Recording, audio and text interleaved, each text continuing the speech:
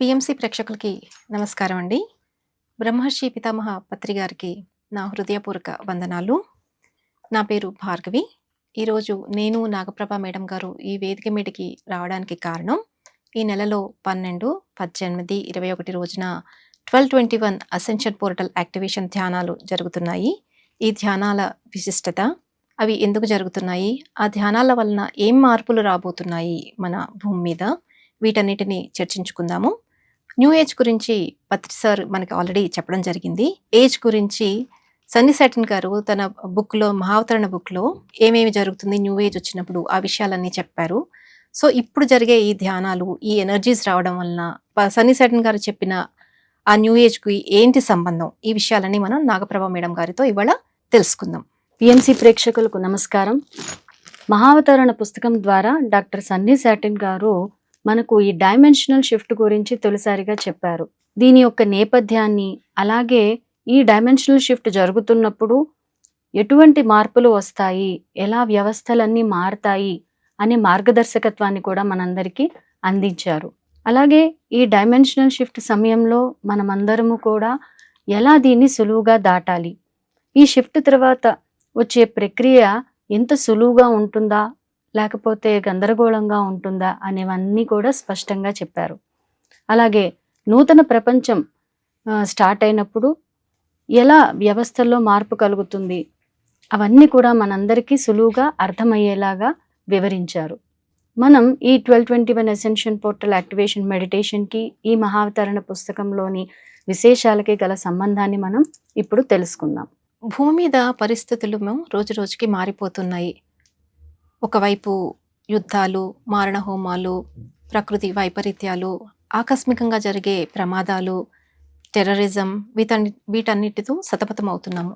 ఇంకొక వైపు ఆధ్యాత్మికత అంటే స్పిరిచువాలిటీ అనేది కూడా పెరుగుతూ ఉంది. ధ్యానాలు చేసే జనాలు ధ్యానంలో కూడా చాలామంది వస్తున్నారు ఎన్నో కారణాల వల్ల. యోగాభ్యాసం కూడా ఎక్కువైంది అందరి జనాలలో. అలాగనే ఇప్పుడు పుట్టే పిల్లలందరూ కూడా ఎన్నో రంగాల్లో ఎంతో ఉన్నతంగా పైకి వస్తున్నారు. సో ఇవన్నీ వింటూ ఉంటే మనకి సన్నీ సాటిన్ గారు రాసిన మహావతరణ బుక్లో యుగ మార్పిడి, కుంభరాశి యుగ ప్రారంభము, ఏజ్ ఆఫ్ అక్వేరియస్, ఇవన్నీ మనకి గుర్తొస్తున్నాయి. దీన్ని మహేష్ యోగి గారు భూమిపైన స్వర్గం అని పిలిచారు. భూమి యొక్క ఫ్రీక్వెన్సీ, వైబ్రేషన్ ఇవన్నీ కూడా పెరుగుతూ ఉన్నాయి. ఇవన్నీ కూడా యుగ మార్పును సూచిస్తున్నాయి. ఒకప్పుడు భూమి మీద 24 గంటలు ఉండేవి కదా. 1983లో క్యాలిక్యులేట్ చేసినట్లయితే ఈ భూమి రివల్యూషన్ ఏంటంటే కేవలం 16 గంటల్లోనే అయిపోయిందిట. అంటే టైం అనేది తగ్గిపోయింది, కాలం వేగవంతమైంది. మరి ఇప్పుడు 2025, ఇప్పుడు ఇంకా ఎంత తక్కువ టైం ఉందనేది మనం ఆలోచించవచ్చు. అలాగే భారతదేశంలో పురాణాల ప్రకారం ఒక యుగం నుంచి ఇంకొక యుగం మారేటప్పుడు ఈ భూమి అంతా కూడా అంతమైపోయి, అంటే నాశనమైపోయి తిరిగి సృష్టి అనేది జరిగేది. కానీ ఇప్పుడు ఆ అవసరం లేకుండానే ఈ సశరీరంతోనే మనము ఈ 2 యుగాల మార్పుని మనం చూడవచ్చు. అంటే ఈ యుగ మార్పిడి సమయంలో మనం ఈ శరీరంతోనే ఉంటూ ఈ మార్పులన్నీ ఎలా సంభవిస్తాయి అనే దానికి సాక్షిగా చూడవచ్చు. మనం గత కొన్ని సంవత్సరాలుగా వింటున్నాము కొన్ని కాస్మిక్ సైకిల్స్ అన్ని పూర్తవుతున్నట్టు. దీని గురించి ప్రొఫెసర్స్ కూడా మనం విన్నాము. సో ఇలా ఇవన్నీ మార్పులు వస్తున్నాయి అంటే భూమి మీద ఎన్నో చేంజెస్, ఎంతో ఎనర్జీ వస్తోంది అని అర్థం. మనం మ్యాగ్నెటిక్ పోల్ షిఫ్ట్స్ గురించి, సోలార్ ఫ్లేయర్స్ గురించి కూడా వింటున్నాము. ఈ మార్పు జరిగే ముందు ఇటువంటి చేంజెస్ అన్నీ కూడా వస్తాయి. ఈ సృష్టిలో ప్రతి ఒక్కటి కూడా కనెక్ట్ అయ్యే ఉంది. భూమి మీద ఏమైనా చేంజెస్ వస్తే అది మొత్తం సృష్టిలోనే అది కనిపిస్తుంది. డొలోరెస్ క్యానన్ అన్నారు, భూమి గ్రిడ్ కనుక కొలాప్స్ అయితే అది మన సోలార్ సిస్టమ్ గ్రిడ్ని, ఇంకా మన పాలకుంత గ్యాలక్సీ అంటే మిల్కీవే గ్యాలక్సీ, ఆ గ్రిడ్ని అంతా కూడా కొలాప్స్ చేస్తుంది అని. ఇవన్నీ ఎందుకంటే అన్నీ ఇంటర్ కనెక్టెడ్ అయి ఉన్నాయి ఈ సృష్టిలో ప్రతి ఒక్కటి కూడా. భూమి ఎంతో కాలంగా 3Dలో ఉంది, అంటే 3rd డైమెన్షన్లో ఉంది. ఇప్పుడు సమయం వచ్చింది భూమికి హయ్యర్ డైమెన్షన్స్కి వెళ్ళడానికి, అంటే అసెండ్ అవ్వడానికి. సో భూమితో పాటు మనం కూడా అసెండ్ అవ్వాలి. ఇలా మనం అసెండ్ అవ్వాలి అంటే మన వైబ్రేషన్ని, మన ఫ్రీక్వెన్సీని, మన కాంతిని మనం పెంచుకోవాలి. నిజమే మేడం. ఈ మార్పు చెందే సమయంలో ఇంకా ఎక్స్ట్రా టెరెస్ట్రియల్ బీయింగ్స్, అలాగే అసెండెడ్ మాస్టర్స్ మనకి ఎంతో సహాయం చేస్తున్నారు. ఈ యుగ మార్పిడి సశరీరంగా జరుగుతున్నప్పుడు ఎలా ఉంటుంది అనే వాటిని వాళ్ళు గమనిస్తున్నారు. భూమి చుట్టూ ఎన్నో UFOs లోంచి ఎంతో మంది గ్రహాంతర వాసులు మనల్ని గమనిస్తూ ఉన్నారు. అంటే ఇప్పుడు మనకి చాలా వేరే తలాల నుంచి మనకి చాలా హెల్ప్ వస్తూ ఉందని అర్థం కదా మీరు చెప్తున్నది. అలాగే ఈ సహాయాన్ని తీసుకోవడానికి కూడా మనం అందరం సిద్ధంగా ఉండాలి. భూమి తప్ప మిగతా నాగరికతలు అన్నీ కూడా హయ్యర్ డైమెన్షన్స్ లోనే ఉన్నాయి మన యొక్క యూనివర్స్ లో. కానీ ఇప్పుడు భూమి కూడా ఎదగాల్సిన సమయం అనేది ఆసన్నమైంది. లేకపోతే ఈ ప్రభావం అనేది ఇతర నాగరికతల మీద కూడా పడే ఛాన్స్ అయితే ఉంది. కాబట్టి మనం తప్పకుండా భూమిని షిఫ్ట్ చేయాల్సి, అంటే థర్డ్ డైమెన్షన్ లోకి తీసుకువెళ్లాల్సిన బాధ్యత అంతా భూమానవుల మీదే ఉంది, అంటే మన మీదే ఉంది. కాబట్టి మనమందరం కూడా ఈ థర్డ్ డైమెన్షన్ నుంచి ఫిఫ్త్ డైమెన్షన్ లోకి వెళ్ళాలి, లేకపోతే ఉన్నతమైన డైమెన్షన్స్ లోకి వెళ్ళాలి అంటే ఎలా ఉండాలి అనే విషయాన్ని మనం ఒకసారి చూద్దాం. థర్డ్ డైమెన్షన్ లో మనని నిలిపి ఉంచే అంశాలు ఏవి అంటే, ఒకటి భయం, రెండు కంట్రోల్ సిస్టమ్ అంటే నియంత్రణ. మనందరికీ తెలుసు, మనకి జీవితంలో ఎన్నో రకాల భయాల్ని మనం ఫీల్ అవుతూ ఉంటాం. డబ్బు సరిపోతుందో లేదో అనే భయం, ఉన్నత చదువులు చదవగలననే భయం, అలాగే సరైన ఉద్యోగం వస్తుందో రాదో అనే భయం, ఇలా ఎన్నో రకాల భయాలు మనకి ఉంటాయి. తినాలన్నా భయం, తినకపోయినా భయం. ఇవన్నీ కూడా మనలో ప్రోగ్రామింగ్ చేయబడ్డాయి. ఇదంతా సొసైటీ ప్రోగ్రామింగ్ అన్నమాట. అలాగే ఈ భయం వల్ల మనం ఇతరులను కంట్రోల్ చేస్తుంటాం, ఇతరులు కూడా మనల్ని ఎంతో మంది కంట్రోల్ చేస్తున్నారు. ఎలాగంటే ఫార్మా కంపెనీలు మనల్ని కంట్రోల్ సిస్టంలో పెట్టుకున్నాయి. ఎన్నో వైరస్లు వస్తాయి, మళ్ళీ దానికి వ్యాక్సిన్స్ ఇస్తారు. అలాగే ఫినాన్షియల్ సిస్టమ్, బ్యాంకింగ్ సిస్టమ్ అంతా కూడా కొంతమంది చేతుల్లో ఉండి కంట్రోల్ చేయబడుతోంది. అలాగే ఫుడ్ కూడా, అడల్టరేటెడ్ ఫుడ్ని మార్కెట్లోకి పంపించినప్పుడు దాని ద్వారా మళ్ళీ హెల్త్ ఇష్యూస్ వచ్చినప్పుడు మళ్ళీ మనం డాక్టర్ల దగ్గర పరిగెడుతున్నాం. ఇదంతా కూడా ఒక కంట్రోల్ సిస్టమ్ మీద భూమి అంతా కూడా నడుస్తూ ఉంది. ఇలా భూమి మరియు భూమానవులు ఇలా మనం భయంలో ఉంటే ఇంకా మనం థర్డ్ డైమెన్షన్ లోకి ఉండక ఫిఫ్త్ డైమెన్షన్ లోకి ఎలా ఎదుగుతాం? సో ఈ భయానికి వ్యతిరేకమైన ఏంటి అంటే లవ్ ఎనర్జీ. ఆ లవ్ ఎనర్జీ, లవ్ అనేది అంటే మామూలు లవ్ కాదండి, ఇది అన్కండిషనల్ లవ్ ఎనర్జీ. ఇది మనం అందరం కూడా మనలో డెవలప్ చేసుకోవాలి. అలా చేసినప్పుడు మనం ఇంకెవ్వరికి భయపడాల్సిన అవసరం లేదు.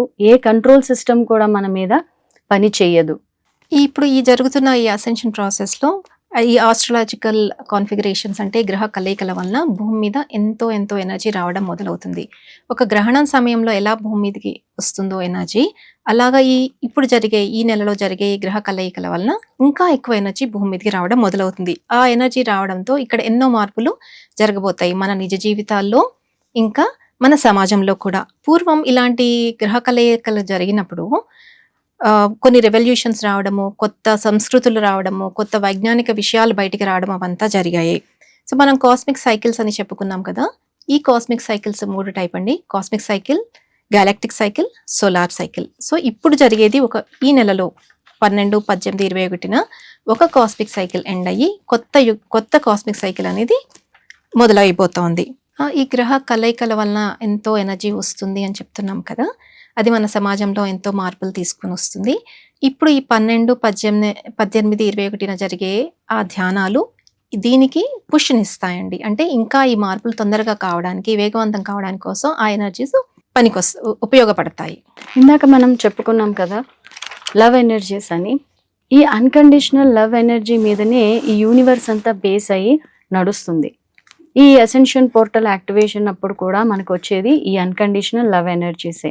భూమి తప్ప ఈ సోలార్ సిస్టంలో, ఈ యూనివర్స్లో మిగతా గ్రహాలన్నీ కూడా ఉన్నత నాగరికతల వాళ్ళందరూ కూడా గెలాక్టిక్ ఫెడరేషన్ ఆఫ్ లైట్లో సభ్యులుగా ఉన్నారు. ఒక్క భూమి మాత్రమే ఇంకా మన ఆ గెలాక్టిక్ ఫెడరేషన్లో మెంబర్గా లేదు. కాబట్టి ఇప్పుడు మనందరి బాధ్యత ఏంటంటే భూమిని గెలాక్టిక్ ఫెడరేషన్ ఆఫ్ లైట్లో మెంబర్గా చేర్పించాలి. సో మన పత్రి సార్ కూడా ఈ విషయాన్ని ఎన్నోసార్లు చెప్పారు. దీనికి ఏంటంటే మనం అందరం కూడా ఫిఫ్త్ డైమెన్షన్లోకి షిఫ్ట్ అవ్వాల్సిన అవసరం అయితే ఎంతో ఉంది. మరి ఇలా చెయ్యాలి అంటే మనం ధ్యానం చేయాలి. కంపల్సరీగా రోజు నిర్ణీత సమయంలో ధ్యానం చేస్తూ ఉండాలి. అలాగే ఎప్పుడన్నా సామూహిక ధ్యానాల్లో పాల్గొంటూ ఉండాలి. ఇప్పుడు ఈ 1221 అసెన్షన్ పోర్టల్ యాక్టివేషన్ మెడిటేషన్ కూడా ఒక సామూహిక ధ్యానమే. ఇలా చెయ్యాలి అంటే మనం మన ఫ్రీ విల్ని ఉపయోగించాలి. మన ఫ్రీ విల్ని నిజంగా ఉపయోగిస్తున్నామా అంటే లేదనే చెప్పాలి. అది అందరికీ తెలుసు. మనమంతా ఒక సొసైటల్ ప్రోగ్రామింగ్లో అయితే ఉన్నాము. ఎటువంటి ప్రోగ్రామింగ్ అంటే మనం ఏం చేయాలి, ఎప్పుడు చదువుకోవాలి, ఎప్పుడు పెళ్లి చేసుకోవాలి, ఇట్లాంటివన్నీ కూడా మనకి ముందరే చిన్నప్పటి నుంచి ప్రోగ్రామింగ్ చేయబడి ఉంటాయి. సో మనంతటి మనం ఏది కూడా ఆ ఫ్రీ విల్ని తీసుకోకుండా మనం ఎవరు ఏది చెప్తే అదల్లా చేసుకుంటూ పోతున్నాం. కానీ ఇప్పుడు ఏంటంటే మనం ఎందుకు వచ్చాం, మన సోల్ ప్లానింగ్ ఏంటి, అదంతా మనం ధ్యానంలో తెలుసుకొని దాని ప్రకారం మనం జీవితాన్ని సాగించాల్సిన సమయం అన్నమాట. మరి ఆ సోల్ ప్లాన్ తెలుసుకోవాలంటే మనలోకి మనం వెళ్ళాలి, ధ్యానం చేయాలి. ఇప్పుడు ఫ్రీ విల్ గురించి ఇంకా మేడం చెప్తారు, మనం తెలుసుకుందాం. సో ఇప్పుడు మనం చూస్తున్నది పీక్ స్టేజ్ ఆఫ్ డిస్ట్రక్షన్. మనం ప్రతిరోజు వింటున్నాము ప్రకృతిలో ఏదో ఒకటి, ఒకరోజు క్లౌడ్ బస్ట్ అంటాము, ఒకరోజు వాల్కానిక్ ఎరప్షన్ అంటాము, లేకపోతే ఫ్లడ్స్ అంటున్నాము, ఏదో ఒకటి వస్తానే ఉంది. ఈ థర్డ్ డైమెన్షన్లో ప్రతి మనిషి కూడా ఇంకా నిజ జీవితంలో ఏది సాధించాలన్నా చాలా కష్టపడాల్సి వస్తుంది, ఏది సులువుగా రావట్లేదు.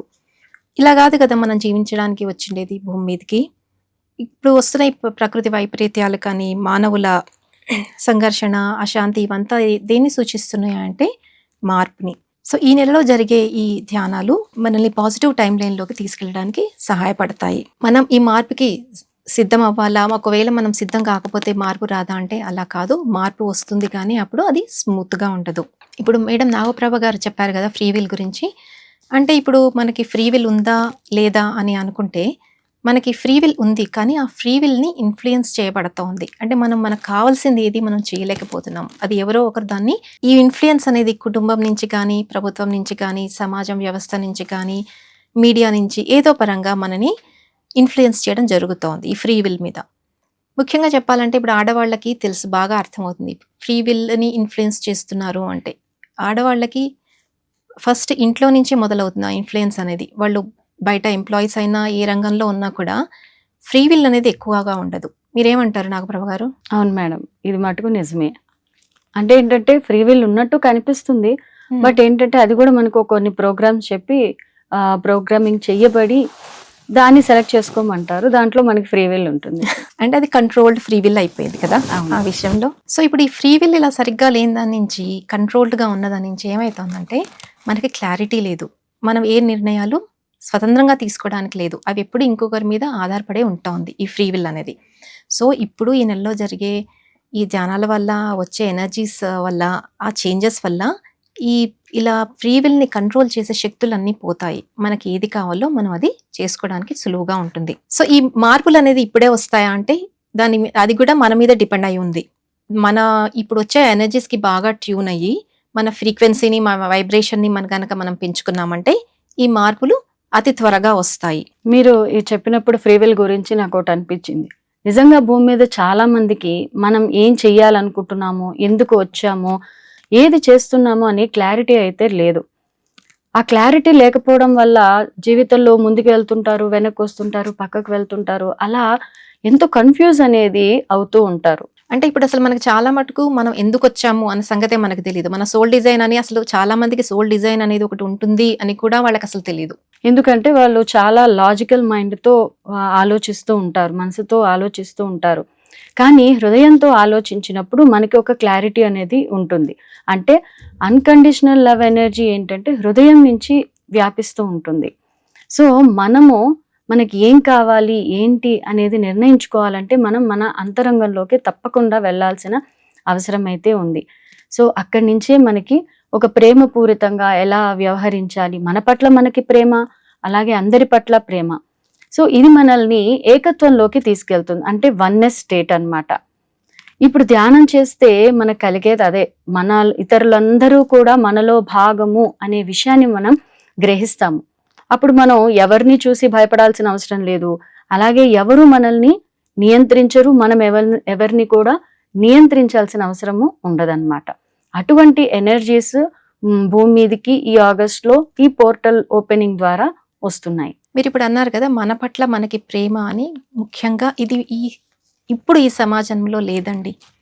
మన పట్ల మనకి ప్రేమ అంటే అది ఒక సెల్ఫిష్నెస్ లాగా కనిపిస్తూ ఉంటుంది. అంటే అటువంటి ప్రేమ మన పట్ల గనక మనకి నిజమైన ప్రేమ అనేది ఉంటే మన పక్కవాడిని కూడా ప్రేమిస్తాము. కానీ ఇప్పుడు అది సమాజంలో లేదు. కాబట్టి ఇప్పుడు వచ్చే ఈ ఎనర్జీస్ ఈ ధ్యానం ఈ 12, 12, 18, 21 వచ్చే ఆ ధ్యానాల వలన వచ్చే ఆ ఎనర్జీస్ ఆశిద్దాం మనలో ఇవన్నీ చేంజెస్ తీసుకొనొస్తాయి అని చెప్పి. నిజంగా ఈక్వాలిటీస్ ఉండాలంటే మన ఫ్రీక్వెన్సీ అయితే పెరగాలి మేడం.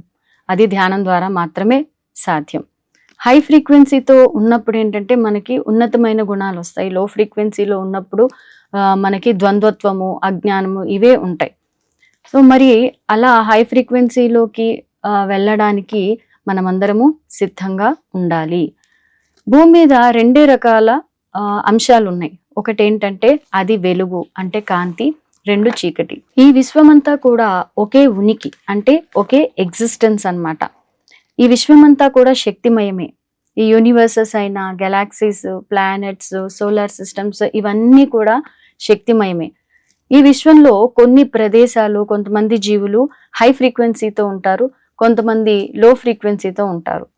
మరి మనము ఈ గుణాలు, మంచి గుణాలతో ఉండాలి అంటే మన హై ఫ్రీక్వెన్సీలో ఉండాల్సిందే. అది ధ్యానం ద్వారా సాధ్యం.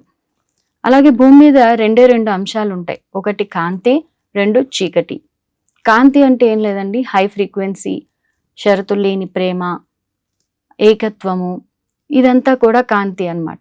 చీకటి అంటే ఏంటి అంటే అజ్ఞానము, లో ఫ్రీక్వెన్సీ, భయము, ద్వేషము, నియంత్రణ, కోపము, ఇవన్నీ కూడా చీకటి కిందకి వచ్చేస్తాయి. మన ఆధ్యాత్మిక ప్రయాణం అంతా కూడా చీకటి నుంచి కాంతి వైపుకి వెళ్ళాలి. సో ఈ ప్రయాణంలో మనం మన ఫ్రీక్వెన్సీని ఎంత పెంచుకుంటూ ఎంత ఉన్నతమైన డైమెన్షన్స్కి వెళ్తామో భూమి కూడా అంత తొందరగా అసెండ్ అవుతూ హయ్యర్ డైమెన్షన్స్కి వెళ్తుంది. మనము ముందు చెప్పుకున్నాం కదా, సన్నీ సాటన్ గారు తన బుక్లో ఎన్నో రంగాల్లో ఎన్నో మార్పులు వస్తాయి అని చెప్పారు. ఇప్పుడు మనము నాగప్రభ వారు చెప్తారు ఏ రంగాలలో ఎటువంటి మార్పులు రాబోతున్నాయి ఇప్పుడు ఈ కొత్త యుగంలో. ఇందాక మనం చెప్పుకున్నాం కదా కాంతి వైపుకి మన ప్రయాణం అని.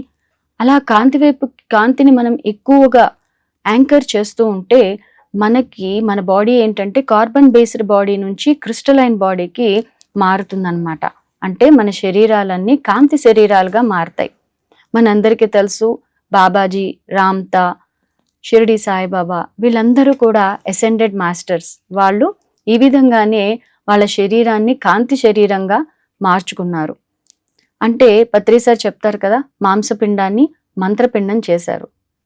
మరి మనందరం కూడా ఇలాగా చేయాలి అంటే ఈ ఎసెన్షియల్ ఎనర్జీస్ని భూమి మీదకి తీసుకురావాలి, మనం కూడా అసెండెడ్ మాస్టర్స్ లాగా అవ్వాలి అంటే మనం ధ్యానాన్ని తప్పకుండా చేయాలి. సన్నీ సాటన్ గారు భూమి మీద ఎసెన్షియల్ అనండి, లేకపోతే భూమి షిఫ్టింగ్ అనండి, ఇవన్నీ జరుగుతున్నప్పుడు ఎన్నో మార్పులు అనేవి సమాజంలో వస్తాయి, మనుషుల్లో వస్తాయి. అటువంటివి ఎన్నో కలుగుతూ ఉంటాయి. మరి ఒక్కొక్క వ్యవస్థలో ఎలా మార్పులు వస్తాయి అనేవి చాలా చక్కగా చెప్పారు. ఇప్పుడు విద్యా వ్యవస్థలో ఎటువంటి మార్పులు వస్తాయి అనేది మనం తెలుసుకుందాం.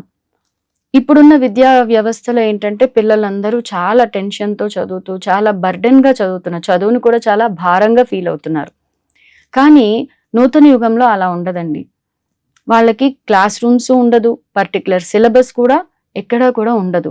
అలాగే నీకు ఎన్ని మార్కులు వచ్చాయి, పాస్ మార్క్, ఫెయిల్ మార్క్, అది కూడా ఉండదు. ఈవెన్ డిగ్రీలు కూడా ఉండవు. నువ్వు ఎంఏ చేసావా, పిహెచ్డి చేసావా, ఏం చేసావా అని కూడా ఎవ్వరు నిన్ను అడగరు. కాకపోతే నీకు ఇష్టమైన ఆసక్తి గల సబ్జెక్ట్లో మటుకే పిల్లలు ఎంచుకొని చక్కగా చదువుకోవచ్చు. అంటే ప్రభా గారు మీరు అనేది ఇప్పుడు మనకి పిల్లలు నిజం చెప్పాలంటే వాళ్ళు మోసే ఆ బ్యాగు వాళ్ళకంటే బరువుగా ఉంటుంది. సో వాళ్ళు పొద్దున 8 గంటలకి స్కూల్ స్టార్ట్ అయితే సాయంత్రం 3-4 గంటల వరకు స్కూల్ ఉంటుంది. ఆ తర్వాత ఒక ట్యూషన్, తర్వాత ఇంకో ట్యూషన్, తర్వాత ఇంకో ట్యూషన్ అని ఇవన్నీ ఉండవంటారా ఇప్పుడు వచ్చే ఆ సమాజంలో? అవును మేడం, అసలు అటువంటి విద్యా విధానం అస్సలు ఉండనే ఉండదు. ఇందాక చెప్పుకున్నట్టు క్లాస్ రూమ్సే ఉండవు, సిలబస్సే ఉండదు, ఇంకా పుస్తకాలు అవసరం లేదు. అన్నీ కూడా ఒక ఆన్లైన్ ద్వారా వెళ్తాయి. లేదా వాళ్ళ ఆసక్తి గల ఒక సబ్జెక్ట్ని ఎంచుకొని దాంట్లో వాళ్ళు నేర్చుకుంటూ ఉంటారు. ఈ నేర్చుకునే ప్రాసెస్ కూడా ఏంటంటే ఫాస్ట్గా నేర్చుకుంటున్నాడా, స్లోగా నేర్చుకోవచ్చు, అంటే వాళ్ళ ఇష్టం, ఎంత వేగంతో వీళ్ళు నేర్చుకుంటారు అనేది కూడా మిమ్మల్ని ఎవ్వరూ అడగరు. అంటే 1 ఇయర్లో ఈ సిలబస్ నువ్వు ఇట్లా కంప్లీట్ చేయాలి అనే రిస్ట్రిక్షన్స్ కూడా అక్కడ ఏది ఉండదు. అంతా కూడా వాళ్ళ యొక్క వ్యక్తిగతమైన ఆసక్తిని బట్టే జరుగుతుంటుంది. అలాగే వాళ్ళు చదువుకుంటూ కొన్ని పార్ట్ టైం జాబ్స్ కూడా చేసుకోవచ్చు. అలాగే జాబ్స్ చేసుకుంటూ మళ్ళీ చదువుకోవచ్చు. అంటే ప్రాక్టికల్ గా ఎలా తాము నేర్చుకున్న సబ్జెక్ట్ ని ఇంప్లిమెంట్ చేస్తారు అనే విషయం అక్కడ ఆ కొత్త యుగంలో ఉంటుందన్నమాట. అంటే వాళ్ళకి అప్పుడు ఫ్రీ విల్ ఉంటుంది. వాళ్ళు ఏం చదవాలి, ఎలా చదవాలి, ఎప్పుడు చదవాలి అని. అంతే కదా? అవును. అలాగే స్పిరిచువాలిటీ, ఆధ్యాత్మికత కూడా ఒక సబ్జెక్ట్ గా అంటే ఒక అంశంగా ఇందులో పెట్టి వాళ్ళ చేత కూడా చదివిస్తారు. ఇది చాలా బాగుంటుంది. ఇప్పుడు చదువుల్లో అది అయితే అసలు శూన్యం. అసలు అది లేనే లేదు. యాక్చువల్ గా చదువుకోవడానికి నేర్చుకోవడానికి చాలా డిఫరెన్స్ ఉంది. చదువుకోవడం అంటే ఏంటంటే ఒక విషయాన్ని మనం బట్టి పట్టి అలాగే చదివి దాన్ని పరీక్షల్లో రాయడం.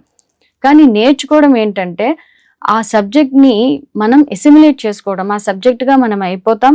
దాన్ని ఎలా అప్లై చేయాలి అంటే అనుభవ జ్ఞానాన్ని కూడా మనం అందులో సంపాదిస్తాం. అప్పుడు ఉండే ఎడ్యుకేషన్ ఏంటంటే హోలిస్టిక్ ఎడ్యుకేషన్. ఈ హోలిస్టిక్ ఎడ్యుకేషన్ అంటే ఏంటంటే మనకి ఇంటెలిజెంట్ క్వశ్చన్ పెరుగుతుంది. అంటే మేధోపరంగాను వాళ్ళు అభివృద్ధి చెందుతారు. ఎమోషనల్ క్వశ్చన్ ఉంటుంది. అలాగే మెంటల్ క్వశ్చన్ ఉంటుంది. స్పిరిచువల్ క్వశ్చన్ ఉంటుంది. అంటే ఎలా ఆలోచించాలి, ఎలా భావోద్వేగాల్ని మన నియంత్రణలో ఉంచుకోవాలి, ఎలా మేధోపరంగా అభివృద్ధి చెందాలి, ఇవన్నీ కూడా అక్కడ విద్యా విధానంలో నేర్పించబడతాయి. అంటే అది ఒక హోలిస్టిక్ ఎడ్యుకేషన్ లాగా. అప్పుడు ఏంటంటే పిల్లలకి ఏదైనా ఒక ఛాలెంజ్ వచ్చినప్పుడు దాన్ని ఎలా తీసుకోవాలి, దాన్ని ఎలా దాటాలి అనేది ఉంటుందన్నమాట. అంటే వాళ్ళు ఎవరి మీద డిపెండెంట్ లేకుండా ఎమోషనల్ గా కానీ లేకపోతే స్పిరిచువల్ గా కానీ వాళ్ళంతట వాళ్ళే సమాధానాలు ఎత్తుక్కుంటారు. ఇప్పుడు మనందరం సమాధానాలు ఎత్తుక్కుంటే ధ్యానం చేస్తాం కదా. పత్రి సార్ చెప్తారు ధ్యానమే అన్నిటికీ సమాధానం అని. అంటే సమస్యని చిన్న గీత ముందు ధ్యానం అనే పెద్ద గీత గీస్తాం. అలా గీసినప్పుడు ఏంటంటే ఆ అంతరంలోకి వెళ్ళినప్పుడు ఏంటంటే సమాధానం మనకి చక్కగా అక్కడే దొరుకుతుంది. అంటే మనం సమాధానాలు బయట వెతకకుండా మన లోపల మనం వెతుక్కోవడం మొదలు పెడతాం అప్పుడు. అంతే. అలాగే ఒకవేళ పిల్లలు ఏదన్నా తప్పు చేసినప్పుడు వాళ్ళని శిక్షించడం ఉండదు. వాళ్ళకి కౌన్సిలింగ్ ఇస్తారు. అలాగే వాళ్ళలో మార్పు తీసుకురావడానికి ప్రయత్నం చేస్తారు. మొత్తం ప్రపంచమంతా కూడా ఇలా ఉంటే ఏంటంటే ఒక బ్రహ్మాండమైన క్లాస్ రూమ్ లాగా తయారవుతుందన్నమాట. అంటే నేర్చుకుంటారు, ఇంప్లిమెంట్ చేస్తారు, మళ్ళీ నేర్చుకుంటారు. ఇలా ఒక నిత్య విద్యార్థిలాగా ప్రతి ఒక్కరూ ఉంటారు. అలాగే ఇక్కడ ఉన్నత విద్యలు ఏవైతే ఉన్నాయో అవన్నీ కూడా ఎలా ఉంటాయంటే యూఎఫ్ఓస్ తయారు చేయడం, స్పేస్ షిప్స్ తయారు చేయడం, కొత్త కొత్త టెక్నాలజీస్, నానో టెక్నాలజీస్ ని అభివృద్ధి చేస్తారు. అన్ని రంగాల్లోనూ కొత్త కొత్త విషయాల్ని కనిపెడుతూ ఉంటారన్నమాట. ఎందుకంటే వాళ్ళకి కావాల్సినంత సబ్జెక్ట్ కానీ ఫ్రీ విల్ కానీ వాళ్ళకి ఇచ్చారు. వాళ్ళు ఏదైనా ఎంచుకోవచ్చు. అలాగే ఆ డైమెన్షన్ లో ఉన్న పిల్లలు ఉన్నత తలాల వారితో కమ్యూనికేట్ చేస్తూ వాళ్ళ నుంచి కూడా జ్ఞానాన్ని తీసుకుంటూ అవి ఇక్కడ భూమి మీద ఇంప్లిమెంట్ చేసి అంత డెవలప్ చేస్తారనమాట. సో అంటే ఇప్పుడు ఇక్కడ మీరు అనేది ఏంటంటే ఉన్నత తలాల వాళ్ళు వచ్చి ఇక్కడ మన పిల్లలకి నేర్పిస్తారు అంటే భూమి ఒక కాస్మిక్ జంక్షన్ లాగా తయారవుతున్నట్టు. అంతే. అంటే ఇక్కడ భూమిలో ఎంతో సమాచారం కూడా నిక్షిప్తమై ఉంది. మనం ఇక్కడ ఉన్న వాళ్ళు అది ట్యాప్ చేయాలి అంటే మన ఫ్రీక్వెన్సీని, వైబ్రేషన్ ని మనం పెంచుకోవాలి. సో అప్పుడు వాళ్ళు వచ్చి మనకు అది అన్ని నేర్పిస్తారు. అవునండి. అంటే మనం ట్యూన్ అవ్వాలి, మనం కనెక్ట్ అవ్వాలి కదా. సో అది ఎలా సాధ్యం అంటే మనం ధ్యానం చేస్తుంటారు. ఆ డైమెన్షన్ లో మన బాడీ చెప్పుకున్నాం కదా, క్రిస్టలైన్ బాడీ ఉంటుంది, హయ్యర్ ఫ్రీక్వెన్సీతో ఉంటుందని. ఆ హయ్యర్ ఫ్రీక్వెన్సీతో ఉన్నప్పుడు మన డిఎన్ఏ యాక్టివేషన్ జరుగుతుంది. దాని ద్వారా ఒక్కొక్క మనం డైమెన్షన్ దాటుతూ ఉన్నప్పుడు ఆ డైమెన్షన్ కనెక్టెడ్ అయి ఉన్న జీవుల నుంచి మనం జ్ఞానాన్ని తీసుకుంటూ ఉంటాం. మనము ఇంతకు ముందే చెప్పుకున్నాం కదా, ఇప్పుడు ఈ న్యూ ఎనర్జీ రావడంతో భూమి అసెండ్ అవ్వడంతో ఉన్నత తలాలు వాళ్ళు మనకి ఎంతో జ్ఞానాన్ని ఇస్తారు అని. అది వాళ్ళు మనకి జ్ఞానం ఇవ్వడమే కాదు, వాళ్ళు కూడా ఈ భూమి మీదకి వచ్చి ఎంతో నేర్చుకుంటారు. ఈ విషయాలన్నీ కూడా న్యూ ఎనర్జీ అసెన్షన్ బుక్స్ లో రాసున్నాయి. పూర్వం యుగ మార్పిడులు అయినప్పుడు మనం శరీరాలు వదిలేసాము, కానీ ఇప్పుడు అలా కాదు. మనం ఈ శరీరంతోనే ఈ 2 వ్యవస్థలని కూడా చూడబోతున్నాము. మనం ఇంతకు ముందు విన్నాము విద్యాభ్యాసంలో ఏమేమి మార్పులు వస్తాయి అని చెప్పేసి. ఒక క్వశ్చన్ ఏంటి అంటే, ఇప్పుడున్న విద్యాభ్యాసం అంతా కూడా ఉద్యోగాలు ఎలా తెచ్చుకోవాలి? మనం ఇంతకుముందు నాగప్రభ గారు చెప్పారు కదా, ఇప్పుడు ఈ నూతన యుగంలో విద్యా విధానం ఎలా మార్పు చెందుతుంది అని చెప్పేసి. మనకి ఇప్పుడున్న విద్యా విధానం అంతా కూడా దేని మీద ఫోకస్ చేస్తుంటే ఉద్యోగాలు తెచ్చుకోవడంలో, డబ్బు సంపాదించడంలో, అంతటితో అది ఆగిపోతోంది. సో ఇప్పుడు వచ్చే కొత్త యుగంలో ఈ విద్యాభ్యాసం మార్పు రావడంతో డబ్బు విలువ ఏముంటుంది, డబ్బు ఎలా ఏ రకమైన రోల్ ప్లే చేస్తుంది ఈ నూతన సమాజంలో? ఈ ఎక్వేరియస్ యుగంలో డబ్బు అనే దానికి ప్రాధాన్యతే ఉండదు. అసలు డబ్బు అంటే ఏంటి? నిజంగా డబ్బు అంత విలువైనదా అంటే ఇప్పుడున్న డబ్బుకి ఏ విలువ లేదండి. అదంతా కూడా పేపర్ కరెన్సీ. అంటే పేపర్ల మీద ముద్రించబడి ఉంది. మీరు ఆ పేపర్ మీద రూ. 5 వేసి ముద్రిస్తారో లేతే దాని పక్కన 2 సున్నాలు పెట్టి ముద్రించిన ఆ పేపర్ కాస్ట్ ఒకటే. దాని విలువ అంతే. ఇదంతా కూడా మనకి ఈ ఆర్థిక వ్యవస్థ అంతా కూడా ఏంటంటే చాలా కావాలంటే మనం ఎంతో కూడా డబ్బుని మనం ముద్రించుకోవచ్చు. కొన్ని కొన్ని దేశాలేంటంటే ఎక్కువగా డబ్బుని ముద్రించేస్తాయి. అందరికీ అప్పులిచ్చేస్తాయి. ఆ దేశంలో ఉన్న విలువైన బంగారము, వెండి లేకపోతే డైమండ్స్ ఇట్లాంటివన్నీ తీసుకుంటాయి. అంటే పేపర్‌లు మనకిచ్చి వాళ్ళు విలువైన మెటల్స్, రత్నాలు ఇవన్నీ తీసుకుంటూ ఉంటారు. సో, ఇప్పుడున్న వ్యవస్థ అయితే ఇలాగే ఉంది. ఒకప్పుడు మనకేంటంటే ఈ డబ్బు అనేది బంగారము, వెండి, రాగి, నాణేలు అలాగే రత్నాలు, రాసులు పోసి అమ్ముతుండేవాళ్ళు మన భారతదేశంలో అని చెప్తాం కదా! ఒకప్పుడు డబ్బంటే అంత విలువైనది. విన్నది ఏంటి అంటే రత్నాలు ఇవన్నీ కూడా రోడ్ల మీద పెట్టి అమ్మేవాళ్ళు అని విన్నాం. అవును. ఇప్పుడేంటంటే అంత డిజిటల్ కరెన్సీ అంటున్నారు, క్రిప్టో కరెన్సీ అంటున్నారు, షేర్స్ అంటున్నారు. అంటే మనం డబ్బులు తీసుకెళ్ళి అక్కడ పెట్టి పేపర్‌లో తెచ్చుకుంటున్నాం. లేదా కంప్యూటర్ స్క్రీన్ మీద మనకి డిజిట్స్ అనేవి కనిపిస్తూ ఉంటాయి. సో, ఇదంతా కూడా ఫేక్ మనీ అంటారు దీన్నంతా కూడా. మరి ఈ కొత్త యుగంలో ఎలా ఉంటుందంటే గోల్డ్ బేస్డ్ ఫినాన్షియల్ సిస్టమ్ అనేది ఉంటుందన్నమాట. అలాగే రిప్లికేటర్ టెక్నాలజీని ఇంట్రొడ్యూస్ చేస్తారు. అంటే మనకి ఏం వస్తువు కావాలి, ఏం కావాలి అనేది మనం దాంట్లో ఫీడ్ చేసినట్లయితే ఆ వస్తువు మన దగ్గరికి మన ఇంటికి వచ్చేస్తుందన్నమాట. ఇంకా అక్కడ డబ్బు, లావాదేవీలు అంటే ఒక ఆబ్జెక్ట్ అనేది అక్కడ మనకి ఏది ఉండదు. సో, నూతన ఫినాన్షియల్ సిస్టమ్ అనేది ఇలా ఉంటుంది. అలాగే పాత ఫినాన్షియల్ సిస్టమ్ అంతా కూడా పోతుందండి. అదంతా కూడా రీసెట్ చేయబడుతుంది. సో దట్ ఏంటంటే కంట్రోల్ సిస్టమ్, నియంత్రణ అనేది ఒక దేశం చేతిలోనో లేకపోతే కొంతమంది మనుషుల చేతిలోనో అయితే మటుకు ఉండదు. అందరినీ సరి సమానంగా సమానత్వంతోనే చూస్తారు. ఇప్పుడు ఈ ఫైనాన్షియల్ చేంజెస్ వస్తే మీరు చెప్పినట్టు ముఖ్యంగా దేశాల మధ్య ఈ యుద్ధాలు కానీ ఇవన్నీ ఉండవు. ఇవన్నీ పోతాయి కదా! ఒకరి ఆధిపత్యం అనేది ఉండదు అప్పుడు అక్కడ. అందరూ సమానంగానే ఉంటారు. ట్రేడ్ వార్స్ అనేవి ఉండవు. అందరికీ అన్ని సమానంగానే ప్రపంచంలో దొరుకుతూ ఉంటాయి కాబట్టి. ఇప్పుడు మీరు డబ్బు గురించి చెప్పారు. డబ్బు ఫైనాన్షియల్ సిస్టమ్‌లో మార్పులు వస్తాయి అని. ఇప్పుడు మనకి ఒక క్వెషన్ వస్తుంది. అదేంటంటే ఉద్యోగాలు. ఇప్పుడున్న ఉద్యోగాలన్నీ కూడా మన చదువు ఫస్ట్ చదువుకుంటున్నాం. ఉద్యోగాలు తెచ్చుకోవడానికి కోసం. తర్వాత ఉద్యోగాలు తెచ్చుకున్న తర్వాత మనకి ఎంత సాలరీ వస్తుంది? ఈరోజు ఇంత వస్తుంది. నెక్స్ట్ ఎంత వస్తుంది? ఆ సాలరీ బేస్డ్ మీద మనం అలా ముందుకు వెళ్తూ ఉన్నాం. సో, మరి దీనిలో ఏమన్నా చేంజ్ వస్తుందా? ఇప్పుడు మీరు అంటున్నారు డబ్బు అనేది పేపర్ కరెన్సీ అనేది ఉండదు అని చెప్పేసేసి. మరి అప్పుడు ఉద్యోగస్తులకి మోటివేషన్ అనేది ఏముంటుంది? ఇప్పుడైతే డబ్బు కోసం మోటివేట్ అవుతున్నారు. మరి తర్వాత ఏమి వాళ్ళకి మోటివేషన్ ఇస్తుంది? కరెక్టే మేడం. ఇప్పుడైతే మనం ఈ రోజుల్లో ఏంటంటే మనం మెలకువతో ఉన్నప్పుడు అధిక భాగం మనం ఆఫీసుల్లో, ఉద్యోగాల్లో పనిచేస్తూ గడుపుతున్నాం కదా! అప్పుడు ఉద్యోగాలనేవి ఈ విధంగా అయితే ఉండవన్నమాట. ఇప్పుడు మనం ఏంటంటే అధిక భాగం మనం మన సమయాన్ని, మన ఎనర్జీని ఉద్యోగాలకే వెచ్చిస్తున్నాం. ఈవెన్ మనకి ఇష్టమైన పనులు చేసుకోవడానికి వాటికి కూడా సమయం ఉండదు. కానీ కొత్త యుగంలో ఎలా ఉంటుంది అంటే 2 మిక్స్ అయిపోతాయి. అంటే పని, విశ్రాంతిని రెండిటిని కలిపేస్తారనమాట. మనకిష్టమైన పని లేకపోతే మనకిష్టమైన ఉద్యోగాన్ని మనకిష్టమైన సమయంలో మనకిష్టమైన ప్రదేశం నుంచి చేసే అవకాశం అనేది అప్పుడు ఉంటుందన్నమాట. అంటే మనకి 4 గంటల మటుకే పని వేళలనేవి ఉంటాయి. మిగతా సమయం అంతా కూడా మీకిష్టమైన వ్యాపకాలు ఏవైతే ఉంటాయో అంటే మనం ఆధ్యాత్మిక సాధన చేసుకోవచ్చు, లేకపోతే ప్రకృతిలో గడపచ్చు, లేకపోతే ఏమైనా కళలన్నీ నేర్చుకోవచ్చు. ఇవన్నిటికీ కూడా మనకి సమయం ఉంటుంది. అంటే విశ్రాంతి సమయం ఎక్కువ ఉంటుంది, పని చేసే వేళలేమో తక్కువ ఉంటాయి. ఇంకప్పుడు మనకి స్ట్రెస్ ఉండదు, ఆందోళన ఉండదు. దానివల్ల వచ్చే రోగాలు, బాధలు ఇవన్నీ కూడా ఉండవన్నమాట. అంటే లైఫ్ అంతా కూడా ప్రశాంతంగా, వినోదంగా గడిచిపోతుంది. క్వాలిటీ ఆఫ్ లైఫ్ అనేది పెరుగుతుంది. అంటే ఏంటంటే మనం ఎంత చక్కగా గడుపుతున్నాం, ఎంత ఆనందంగా గడుపుతున్నాం, మన కోసం మనం ఎంత స్పెండ్ చేస్తున్నాం టైం అనేది అక్కడ ఉంటుందన్నమాట. అంటే ఇక్కడ మళ్ళా వచ్చే ఆ ఫ్రీ విల్ మనని ఎన్నో రకాలుగా, ఎన్నో విధాలుగా మనం ప్రశాంతంగా, ఎంతో ఉత్సాహంగా, ఉల్లాసంగా ఉండడానికి హెల్ప్ చేస్తుంది. అంతే మేడం. మరి ఈ ఉద్యోగ సమయాల్లో ఇంత తక్కువ సమయం కదా, మరి పనులన్నీ అవుతాయా అనే డౌట్ వస్తుంది.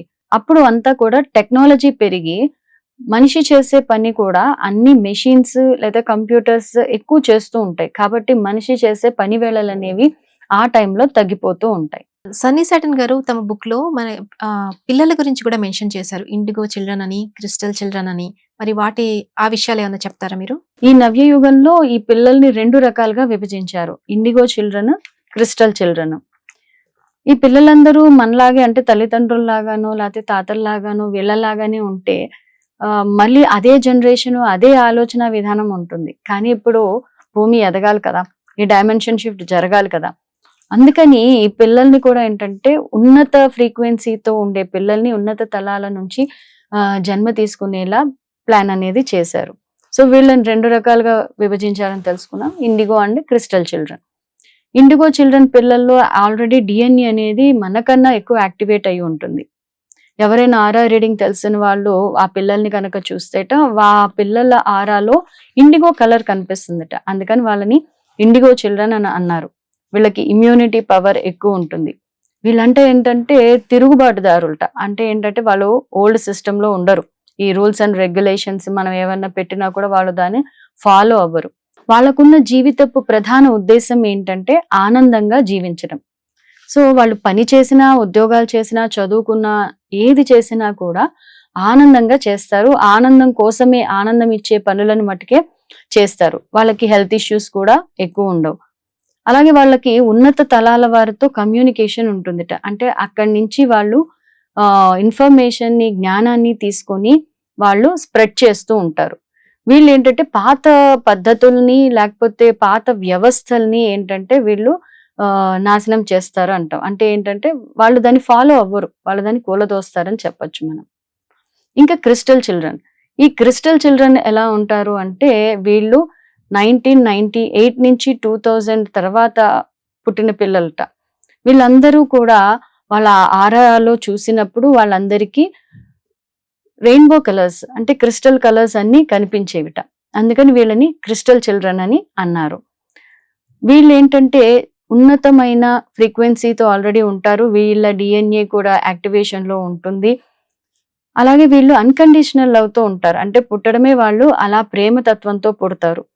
వీళ్ళు అసలు నాన్ వెజ్ ని తినలేరు. ఎందుకంటే వాళ్ళకి ఈ యానిమల్స్ అంటే వాళ్ళ ఫ్రెండ్స్ అనే భావన ఉంటుంది. మనం కొన్ని రీల్స్ లో కూడా చూస్తాం ఈ మధ్య కాలంలో. ఒక పాప చెప్తుంది, నేను నాన్ వెజ్ తినను, అది నా ఫ్రెండ్ అని చెప్తుంది. సో ఇలా వాళ్ళందరూ కూడా అడ్వాన్స్డ్ బీయింగ్స్ అందరూ కూడా ఈ క్రిస్టల్ చిల్డ్రన్ గా భూమి మీద ఈ సమయంలో వచ్చారు. సో ఇప్పుడు మేడం చెప్తున్న ఈ వచ్చే చిల్డ్రన్ నాన్ వెజిటేరియన్ తినరు అంటే పత్రిస రివిజన్ ఉంది కదా, శాకాహార జగత్ అని, అది మటుకు తప్పకుండా వస్తుంది భూమి మీద. అవును, ఎందుకంటే నెక్స్ట్ జనరేషన్ అంతా క్రిస్టల్ చిల్డ్రన్ గా ఉంటే తప్పకుండా మనకి ఈ శాకాహార జగత్ అనేది వచ్చేస్తుంది. అది ఎందుకంటే అయిపోతుంది, శాకాహార జగత్ అనేది ఫుల్ఫిల్ అయిపోతుంది. ఎందుకంటే ఈ పిల్లలు హింసని సహించలేరండి. ఎందుకంటే చెప్పుకున్నాం కదా వీళ్ళు అన్కండిషనల్ లవ్ తో ఉంటారని. కాబట్టి వీళ్ళు ఆ హింసని చేయలేరు. అలాగే వీళ్ళందరూ కూడా వాళ్ళు ఏ పని చేసినా కూడా అన్కండిషనల్ లవ్ బేస్ తోనే చేస్తారు. అంటే ప్రేమతత్వంతోనే చేస్తారు. అది వీళ్ళలోని ప్రత్యేకత. వీళ్ళు ఇలా అన్కండిషనల్ లవ్ స్ప్రెడ్ చేస్తుంటే సమాజమే పూర్తిగా మారిపోతుంది. అవును, ఇప్పుడు ఇండిగో చిల్డ్రన్ పాత వ్యవస్థలు కూలదోస్తారని చెప్పుకున్నాం కదా, వీళ్ళైతే నూతన వ్యవస్థల్ని నిర్మిస్తారు.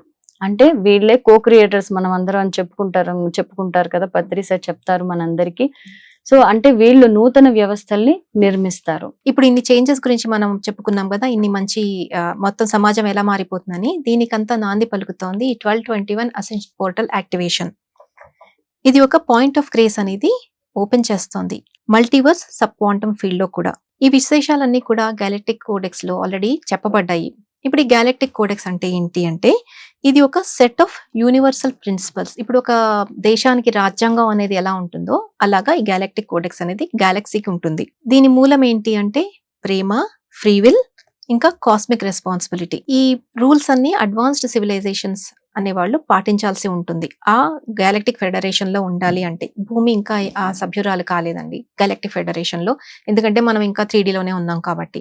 మనం ఇంత ముందు చెప్పుకున్నాం కదా ఆ పాయింట్ ఆఫ్ గ్రేస్ అని, అది మొదలైనప్పుడు భూమి మీదకి ఎంతో పాజిటివ్ ఎనర్జీ రావడం మొదలవుతుంది. దాంతో మన జీవితాల్లో, సమాజంలో కూడా ఎన్నో మార్పులు రావడం మొదలవుతాయి. ఇది ఒక హీలింగ్ ప్రాసెస్ లాంటిది మనకి, మన భూగ్రహానికి కూడా. ఈ టైంలో భూమి మీద ఉన్న ఈవిల్‌నంతా కూడా క్లియర్ చేయడానికి లైట్ ఫోర్సెస్‌కి ఇన్‌స్ట్రక్షన్స్ ఇవ్వబడతాయండి ఆ టైంలో. మన చుట్టూ ఉన్న మాయపొర కూడా బలహీనపడిపోతుంది. ఈ పాయింట్ ఆఫ్ గ్రేస్ అనేది ఏం చేస్తుందంటే, అంతటిని స్వచ్ఛమైన ప్రేమగా, కాంతిగా మార్చేస్తుంటుంది. మనలో ఉన్న అసంగతిని అది క్లియర్ చేస్తుంది. మన సోల్‌తో మనకి కనెక్షన్ ఇస్తుంది. ఉన్నత తలాలతో స్పిరిచువల్ కనెక్షన్ మనకి ఈజీ చేస్తుంది. మన జీవితాల్లో జరిగే నెగెటివ్ కోఇన్సిడెన్సెస్ అన్నిటిని కూడా తీసేస్తుంది. అంటే ఇప్పుడు ఏది మనం చేయాలనుకున్నామో అది మనం హాయిగా చేసుకుంటూ వెళ్తాం. మనకి ఏ అడ్డంకులు ఉండవు. దీనివల్ల ఇంకొకటి ఏమవుతుందంటే ఉన్నత తలాల ఇంపాక్ట్ మన మీద మన భౌతిక లెవెల్‌లో చాలా ఉంటుంది. అలా ఉన్నప్పుడు ఏమవుతుందంటే మన హైయెస్ట్ పర్పస్ మనం దేనికోసం వచ్చామో దాన్ని మనం ఈజీగా సులువుగా మనం అర్థం చేసుకొని మనం ఇంప్లిమెంట్ చేసుకుంటూ వెళ్ళడానికి కుదురుతుంది. మనం ఇప్పుడు విన్నాము ఎడ్యుకేషన్ ఫీల్డ్‌లో, మనీ పరంగా, ఉద్యోగాల్లో ఇన్ని ఫీల్డ్స్‌లో ఇన్ని చేంజెస్ వస్తున్నాయి. మరి ఇక్కడ ఒక క్వెషన్ ఏం చేసుకోవాలంటే, మన ఇప్పుడు మనం హై రైజెస్ బిల్డింగ్స్‌లో అంతా ఉంటున్నాము. ఎక్కడ ఎంక్రోచ్‌మెంట్స్ అవి జరిగేసి ఇల్లు కట్టేసుకుంటున్నారు. డిఫారెస్టేషన్ చేసేసి ఇల్లు కట్టేస్తున్నారు. మరి ఇప్పుడు వచ్చే నూతన ప్రపంచంలో ఇలాంటివి ఉంటాయా? గృహాలు ఎలా ఉంటాయి? నిర్మాణం అనేది ఎలా ఉంటుంది? ఈ నూతన ప్రపంచంలో నివాస గృహాలు అనేవి రకరకాల షేప్స్ లో నిర్మించబడతాయి. అంటే ఏంటంటే ఒక డోమ్ షేప్ లో, సర్కిల్ షేప్ లో, అలాగే ఆక్టాగోనల్ షేప్ లో, అలాగే పిరమిడ్ షేప్స్ లో. ఇప్పటికే ఆల్రెడీ మనకి పిరమిడ్ ఇళ్ళు అనేవి వచ్చేసినాయి. చాలా మంది నిర్మించుకుంటున్నారు. ఎందుకంటే ఈ షేప్స్ అన్ని కూడా ఎంతో ఎనర్జీని భూమి మీదకి తీసుకొస్తూ ఉంటాయి. సో ఆ ఎనర్జీ ప్లేస్ అయిపోతుంది ఆ ఇల్లంతా కూడా. సో అటువంటి ఇళ్ళు అనేవి వస్తాయి. ఇప్పుడు మనం ఎన్నో ఇళ్ళు కట్టుకుంటూ ఉండాలి అని అనుకుంటాము. ఒకటికి మించి ఇళ్ళు ఉంటాయి, పెద్ద పెద్ద ఇళ్ళు ఉంటాయి. కానీ ఆ యుగంలో ఉండే ఆ 5th డైమెన్షనల్ జీవులకి అలా ఉండదటండి. వాళ్ళకి అత్యాస అనేదే లేదు. ఇంట్లో ఎంతమంది మెంబర్స్ ఉంటే వాళ్ళకి సరిపడా ఇల్లు మటుకే వాళ్ళు తీసుకుంటారు. అవి కూడా అద్దెళ్ళే ఉంటాయి. అన్ని కూడా సొంత ఇళ్ళు అంటూ వాళ్ళకి ఏమీ ఉండవు. ఆ ఇల్లు కూడా అన్ని ఫర్నిచరు, అన్ని అవసరాలు ఆల్రెడీ ఆ ఇంట్లో తీర్చేందుకు ఉంటాయి. కాబట్టి వాళ్ళకి కొత్తగా సామాను కొనుక్కోవడం, షిఫ్ట్ అయినప్పుడు మోసుకుపోవడం ఇవన్నీ ఏవి కూడా ఉండవు. ఎందుకంటే వీళ్ళు ఈ సామాన్లని పోగు చేసుకోవడంలో వాళ్ళకి ఆసక్తి ఉండదు. ఇవంతా నాది అని వాళ్ళు ఏమీ అనుకోరు. అంటే అప్పుడు ఈ ల్యాండ్ మాఫియా అనేవాళ్ళు ఉండరు కదా? అంతే. ఇదంతా ప్రజా సంఘాల చేతిలో ఈ గృహాలన్నీ ఉంటాయి. సో అందరికీ సరిసమానంగా ఇళ్ళు అనేవి నిర్మించబడి ఎవరికి కావాలంటే వాళ్ళకి ఇస్తాయి. అవి కూడా ఇది మంచి ప్రకృతి ఉన్న ప్రదేశాల్లో చక్కగా చెట్ల మధ్య అటువంటి గృహాలనేవి అక్కడ ఉంటాయి అన్నమాట. అంటే ప్రకృతిని నాశనం చేయకుండా గృహాల నిర్మాణం జరుగుతుంది. అలాగే న్యూ ఏజ్ లో ఎవ్వరూ కూడా ఆస్తిపాస్తుల్ని సంపాదించుకోరు. ఇందాక అన్నారు కదా, ల్యాండ్ కొనుక్కోవడము, ఈ మాఫియా ఇవన్నీ అక్కడ ఉండవు. ఎందుకంటే ఇవన్నీ వాళ్ళకి అనవసర వ్యవహారాలు అనిపిస్తాయట. ఎందుకంటే అక్కడ మనీ ఉండదని ఇందాక చెప్పుకున్నాం కదా. సో నేను రిచ్ మ్యాన్ని, లేకపోతే నేను పూరు, అటువంటివి ఏవి కూడా అక్కడ ఉండవు. కాబట్టి వీళ్ళకి ఆస్తిపాస్తులు కొనుక్కొని ఇవన్నీ సంపాదించుకోవాలి అనేవి ఏవి కూడా వాళ్ళ అత్యాస అనేది వాళ్ళలో ఉండదు. సో ఇప్పుడు మనం గృహాల గురించి విన్నాము. ఇంకా నెక్స్ట్ రవాణా వ్యవస్థ గురించి ఎలా ఉంటుంది? ఇప్పుడు మనకి పూర్తి ట్రాఫిక్ జామ్‌లు, ఎక్కడ చూసినా పొల్యూషను, వెహికల్స్ వలన మరి వచ్చే న్యూ ఏజ్‌లో ఎలా ఉంటుందది? ఈ కొత్త యుగంలో రవాణా వ్యవస్థ అంటే ఎలా ఉంటుందంటే మనం ఆశ్చర్యపోతాం అన్నమాట.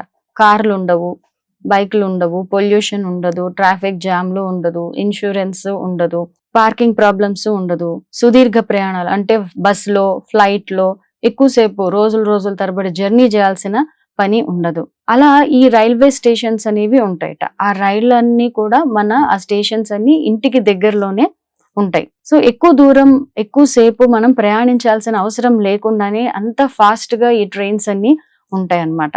అలాగే మనం బుల్లెట్ ట్రైన్స్ అని చెప్తాం కదా. సో అంతకన్నా ఫాస్ట్ గా ఉంటాయి. అలాగే రైళ్ళన్నీ నేల మీద ఉండవు. ఇది అయస్కాంత శక్తితో గాల్లోనే ట్రావెల్ చేస్తాయి.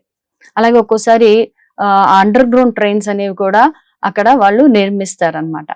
వీటికి ఈ ట్రైన్స్ ని నడపడానికి డ్రైవర్లు అనే వాళ్ళు ఉండదు. అంతా కంప్యూటరైజ్డ్ మటుకే ఉంటుంది అక్కడ. కొన్ని గంటల్లోనే మాక్సిమం మనం ప్రపంచంలోని ఒక ప్రదేశం నుంచి ఇంకో ప్రదేశానికి ట్రావెల్ చేసేస్తాం. అంటే ఇలా ట్రావెల్ జర్నీ తగ్గిపోతే, టైం తగ్గిపోతే ఎంతో హాయిగా ఉంటుంది జర్నీ చేయడానికి. అవును. అలాగే అక్కడ సైకిల్స్ అనేవి ఉపయోగిస్తారు. ఎందుకంటే ఇవన్నీ పొల్యూషన్ ఫ్రీ కదా. ఇప్పుడు మనం చెప్పుకున్న ట్రైన్స్ కూడా పూర్తి నిశ్శబ్దంతో వెళ్తాయి. అలాగే చాలా వేగవంతంగా వెళ్తే కాలుష్యం లేకుండా ఉంటాయి అన్నమాట. చాలా టైం సేవ్ అవుతుంది, చాలా ఫ్యూయల్ కూడా సేవ్ అవుతుంది. అంటే అప్పుడు అన్ని కూడా ఎనర్జీ ఫ్రీ టెక్నాలజీ అనేది వచ్చేస్తుంది. ఇవన్నీ కూడా ఆల్రెడీ ఉన్నత తలాల్లో ఉన్నాయండి, వాళ్ళకి తెలుసు. మన భూమి మీదకే ఇంకా రాలేదు. ఈ డైమెన్షనల్ షిఫ్ట్ అయిన తర్వాత ఇవన్నీ కూడా మన భూమి మీదకి కూడా వస్తాయి. అలాగే ఇక్కడ జంతువుల్ని ఉపయోగించుకోవడం ట్రాన్స్పోర్టేషన్ కి అటువంటివి ఏవి కూడా వాళ్ళు చేయరు. జంతువుల్ని లైక్ ఫ్రెండ్స్ లాగానే ట్రీట్ చేస్తారు. అంటే వనరుల దుర్వినియోగం ఉండదు. అవును, వనరుల దుర్వినియోగం అస్సలు ఉండదు. ఆ ప్రకృతిని కూడా వీళ్ళంతా ప్రేమిస్తూ పరిరక్షిస్తూ ఉంటారు. సో ఇప్పటి వరకు విన్న ఈ చేంజెస్ అన్ని కూడా చాలా బాగున్నాయి. ఇప్పుడు ఇంకొక క్వశ్చన్ ఏంటంటే, మన ఆహారం గురించి ఎలాంటి మార్పులు రాబోతున్నాయి? ఇప్పుడు మనం తిన్నది ప్రతి దానిలోనూ కెమికల్ ఉంటుంది, జంక్ ఫుడ్ ఎక్కువైపోయింది, జనాలు జంక్ ఫుడ్ని ఇష్టపడుతున్నారు. సో మరి దీనిలో ఎలాంటి మార్పు రాబోతోంది?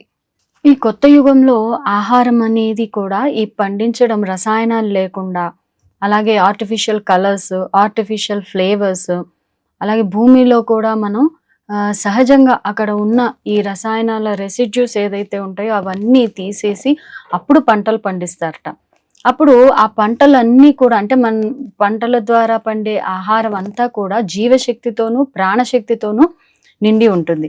ఇంకప్పుడు మనకి రోగాలు వచ్చే ఆస్కారమే ఉండదు. ఈ టెక్నాలజీ అంతా కూడా గ్రహాంతర వాసుల చేత మనకి అందివ్వబడుతుంది. ఈ కొత్త యుగంలో మానవులకి ఏంటంటే తాము శరీరము, మనస్సు, ఆత్మ ఈ మూడిటి సంయోగం అనే విషయం అనేది వాళ్ళకి బాగా తెలుసు. ఎందుకంటే వాళ్ళు ఆల్రెడీ క్రిస్టలైన్ బాడీస్ లో ఉంటారని మనం ఇందాక చెప్పుకున్నాం కదా. కాబట్టి వాళ్ళ డిఎన్ఏ అనేది యాక్టివేషన్ లో ఉంటుంది, వాళ్ళకి ఇమ్యూనిటీ అనేది బాగా ఉంటుంది. యాక్చువల్గా మనకు వచ్చే అన్ని రోగాలు ఏంటంటే మానసికమైన సంబంధం కలిగి ఉన్నాయి. అంటే సైకోసొమాటిక్ డిసీజెస్, నెగటివ్ ఎమోషన్స్ వల్ల, అనవసరమైన ఆలోచనల వల్ల అవన్నీ శరీరంలో పేరుకొని పోయి అప్పుడు మనకి రోగాలు అనేది ఈ ఫిజికల్ బాడీలో వస్తుంది. కాబట్టి మన ఎమోషనల్ బాడీ, మన ఆస్ట్రల్ బాడీ ఇవన్నీ శుద్ధంగా ఉంటాయి. కాబట్టి మనకి ఆ యుగంలో రోగాలు అనేవి ఏవి కూడా వాళ్ళకి ఉండవు. 7 శరీరాలు కూడా వాళ్ళవి అన్ని కూడా అలైన్మెంట్ లో ఉంటాయి. ఎందుకంటే డిఎన్ఏ యాక్టివేషన్ అవుతుందని చెప్పుకున్నాం కదా. అలాగే అక్కడ క్రిస్టలైన్ బాడీ కాబట్టి ఇప్పుడు మన వైద్య విధానం వల్ల ఏవి దాని మీద వర్క్ చేయవు. ఆల్టర్నేటివ్ హీలింగ్ మెథడ్స్ అనేవి అక్కడ ఇంట్రడ్యూస్ చేయబడతాయి. అంటే కలర్ థెరపీ అని, అలాగే క్రిస్టల్స్ తో హీలింగ్ అని, అలాగే ఎనర్జీ హీలింగ్ అని, ఇవన్నీ కూడా ఏంటంటే ఆ టైంలో ఆ బాడీకి సూట్ అయ్యే విధంగా ఆ ఆల్టర్నేటివ్ హీలింగ్ మెథడ్స్ అనేవి ఇంట్రడ్యూస్ చేయబడతాయి. నాకు తెలిసి ఈ హీలింగ్ పద్ధతులు ఇప్పుడిప్పుడే అక్కడక్కడ కొద్దిగా భూమి మీద వచ్చాయి. కొద్దిమంది ఎవరో చేస్తూ ఉన్నారు కూడా. అంటే అవి ఇంకా బయటికి పూర్తిగా రాలేదు. అవును, ఇప్పుడు ఆల్రెడీ కొన్ని ఆక్యుప్రెషర్, ఆక్యుపంచర్ ఇటువంటి ఆల్టర్నేట్ హీలింగ్ మెథడ్స్ అన్ని కూడా వస్తున్నాయి. ఇంకా ఓల్డ్ అట్లాంటిస్ లో ఏంటంటే ఈ క్రిస్టల్స్ తో హీలింగ్ అనేది చేసేవాళ్ళు. ఈ న్యూ హీలింగ్ టెక్నిక్స్ అనేవి ఉన్నత తలాల నుంచి మనకి అందుతూ ఉంటాయి. అంటే ఎప్పుడైతే మనం వాళ్ళతో కనెక్ట్ అవుతామో వాళ్ళ నుంచి ఈ టెక్నాలజీని అంతా కూడా మనం తీసుకుంటాము. ఇంకప్పుడు అవయవ మార్పిడులు ఉండవు, ఆపరేషన్స్ అనేవి ఏవి కూడా ఉండవు. అలాగే మనం మనోశక్తి ద్వారానే మనం అన్ని హీల్ చేసుకుంటాం. అంటే మనకి ఆ మైండ్ పవర్, మనకి మెంటల్ పవర్ అవన్నీ ఉంటుంది కదా. సో అంత డైమెన్షన్కి, అంత ఫ్రీక్వెన్సీకి మనం వెళ్ళినప్పుడు ఇంకా ఇటువంటి మందులు వేసుకోవడం ఇవన్నీ ఉండదు. మన మనోశక్తి ద్వారా మనం అనుకుంటే ఆ భాగాన్ని మనం హీల్ చేసుకోగలుగుతాం. మన మనోశక్తితో మనని మనం హీల్ చేసుకోగలము అంటే అది ఎంత హాయిగా అనిపిస్తుంది. అసలు ఇప్పుడున్న రోగాలకి, వాళ్ళు ఇచ్చే చికిత్సలకి ఎంత బాధపడుతుందో ప్రతి శరీరం కూడా. ఎంత ట్రామా అనేది ఆ బాడీ ఎక్స్పీరియన్స్ చేస్తుంది. అవన్నీ పోతాయంటే వినడానికి చాలా హాయిగా ఉంది. అవునండి, భూమి మీద ఈ ఫార్మా కంపెనీలు, ఈ మెడిసిన్స్, ఈ హాస్పిటల్స్ ని వీళ్ళే రూల్ చేస్తూ ఉన్నారు ఇప్పుడు ప్రస్తుతం అయితే. ఇవి మన సంపాదించిన చాలా డబ్బు అంతా కూడా మన చాలా మంది రోగాలకి, మందులకి, వీటికే పెడుతున్నారు. ఈ తలాల మార్పు జరిగే సమయంలో మనలో ఎన్నో శారీరక మార్పులు కూడా వస్తాయి. అంటే ఏంటంటే మనం ఈ భౌతిక శరీరాలతో కలిపి షిఫ్ట్ అవుతున్నాం కదా. సో మన యొక్క ఈ బాడీస్ అన్ని కూడా ఇందాక చెప్పుకున్నట్టు ఒక అలైన్మెంట్ లో ఉండాలి. అవన్నీ కూడా కంప్లీట్ గా హీల్ అవ్వాలి. అంటే మనం అన్ని లెవెల్స్ లోను, అంటే ఫిజికల్ గా, అలాగే energy bodies, emotional bodies, astral body, ఇవన్నీ కూడా హీల్ అయ్యి ఒక అలైన్మెంట్ లో ఉన్నప్పుడు మనం ఆ 5th డైమెన్షన్కి అనేది వెళతాం. ఇలా వెళుతూ ఉన్నప్పుడు డిఎన్ఏ యాక్టివేట్ అవుతూ ఉంటుంది. అవుతూ ఉన్నప్పుడు మనకి ఎంతో ఇన్ఫర్మేషన్ ని మనం హయ్యర్ బీయింగ్స్ నుంచి తీసుకుంటూ ఉంటాం. ఈ మార్పు జరిగే సమయంలో శరీరంలో కొన్ని రుగ్మతలు వస్తాయి. అంటే ఎగ్జాంపుల్ అతి ఫీవర్ గా రావచ్చు, అలాగే జ్వరాలు, జలుబు, స్పైన్ ప్రాబ్లమ్స్, సివియర్ హెడేక్స్, అంటే మతిమరుపు, అంటే విన్నవి చూసినవి కొన్ని మర్చిపోవడము, అలాగే దృష్టి లోపము, అలాగే వినికిడి లోపము, ఇవన్నీ కూడా శరీరం అనేది ఆ గోత్రు అవుతూ ఉంటుంది. అలా అని ఈ పెయిన్స్ వచ్చినప్పుడు అల్లా కూడా మన డిఎన్ఏ యాక్టివేట్ అవుతుంది, లేకపోతే నేను షిఫ్ట్ లో భాగంగా ఉన్నాను అని కాదు. నిజంగా అవి కనుక లాంగ్ స్టాండింగ్ లో ఉంటే మనం హాస్పిటల్కి వెళ్ళి వాటికి ట్రీట్మెంట్ తీసుకోవాల్సిన అవసరం అయితే ఉంది. అలాగే ఈ శారీరక మార్పులు వచ్చినప్పుడు మనందరికీ తెలుసు కదా, మనలో 7 చక్రాలు ఉంటాయి, మూలాధారం నుంచి సహస్రారం వరకు. ఇవే కాకుండా ఇంకా 4 చక్రాలు యాడ్ అవుతాయట, అంటే మొత్తం 11 చక్రాలు యాక్టివేట్ అవుతాయంట. ఒకటి ఏంటంటే డయాఫ్రమ్ దగ్గర ఒక చక్రం అనేది యాక్టివేట్ అవుతుంది, థైమస్ గ్లాండ్ దగ్గర ఒక చక్రం యాక్టివేట్ అవుతుంది, అలాగే పీనియల్ గ్లాండ్ దగ్గర ఒక చక్రం, మెడులా అబ్లాంగేటా అంటే తల వెనకాల భాగంలో కూడా ఒక చక్రం అనేది యాక్టివేట్ అవుతుంది. అలాగే మనం గైడింగ్ మాస్టర్స్ తోనూ ఏంజల్స్ తోనూ సంభాషించే సామర్థ్యం కలుగుతుంది. టెలిపతి, టెలికెనెసిస్ అనే శక్తులు కూడా వస్తాయి. టెలికెనెసిస్ అంటే మన మనోశక్తి ద్వారా వేరే చోట ఉన్న ఆబ్జెక్ట్ ని ఆకర్షించడం. ఈ మార్పు జరిగే సమయంలో మనం కాలం అనేదే లేదు అని తెలుసుకుంటాం. ఇది వినడానికి చాలా ఆశ్చర్యంగా ఉంటుంది. అంటే ఫ్యూచర్, పాస్ట్ అన్ని ఏది లేదు, జస్ట్ ఇప్పుడు మనం ప్రెసెంట్ మూమెంట్ లో ఉంటాం. అంటే నిత్యం వర్తమానమే ఉన్నది అనే విషయాన్ని మనం తెలుసుకుంటాం. అలాగే మన గత జన్మల్ని చూసుకుంటాం, ఫ్యూచర్ ఏం జరగబోతుందో కూడా తెలుసుకుంటాం. దాన్ని బట్టి వర్తమానంలో మనం చేసే ప్రతి పని కూడా మనం ఏది కావాలో, ఏది నా ఆత్మ పరిణామానికి దారి తీస్తుందో అటువంటి పనుల్ని చేస్తూ మన యొక్క భవిష్యత్తును మనమే రూపొందించుకుంటాం. పత్రి సార్ చెప్తారు కదా, we create our own reality అని. అంటే మనం ఎప్పుడైతే మనం తెలుసుకుంటాం, భవిష్యత్తును చూస్తామో, ఆ భవిష్యత్తుని మార్చుకుండే కెపాసిటీ మనకుంది. ఎలా అంటే మనం చేసే ఆలోచనలు, మనం చేసే పనుల వల్ల మనమే మన భవిష్యత్తుని మార్చుకోవచ్చు. అలాగే మన గతాన్ని కూడా హీల్ చేసుకోవచ్చు. అంటే అప్పుడు వి రూల్ అవర్ ఓన్ లైఫ్, అంతే. అంతే. అంటే మనం దేని మీద డిపెండెంట్ అవ్వలేము. పూర్తిగా మనం ఒక ఇండిపెండెంట్ జీవిగా మన చేతుల్లో మన జీవితాన్ని మనం తీసుకొని మనకు ఎలా కావాలో మనం రచించుకుంటాం. ఎంతగా మార్పులు తెచ్చేస్తుందంటే వినడానికి ఎంతో హాయిగా ఉంది. అలాగే మరణం మీద కూడా మనకి నియంత్రణ ఉంటుందండి. మరణం అంటే ఏంటి? ఈ బాడీ వదిలేయడమే కదా. సో ఎలా ఈ శరీరాన్ని వదలాలి అనేది కనుక ఒకసారి మనకి తెలిస్తే, ఆ ప్రాసెస్ ఏంటి అనేది, ఆ ప్రక్రియ ఏంటి అనేది తెలిస్తే, మన శరీరాన్ని మనం ఎప్పుడైనా వదిలేయచ్చు. అంటే ఫ్రీ విల్ అన్నమాట. నేను ఇప్పుడే ఇంత సమయంలోనే ఇలా వృద్ధాప్యం వచ్చి లేకపోతే రోగం వచ్చి చనిపోవాలనేది లేదు అక్కడ. వాళ్ళు ఎన్నాళ్ళు జీవించాలనుకున్నారో, కోరుకున్నంత కాలం ఆ శరీరంలో జీవించి వాళ్ళకి ఇంకా విసుకొచ్చినప్పుడు వాళ్ళు ఆ శరీరాన్ని వదిలేయచ్చు. అటువంటి మరణం గురించిన అవగాహన అనేది అక్కడ ఉంటుంది. అప్పుడు మరణ భయం అనేది ఉండదు.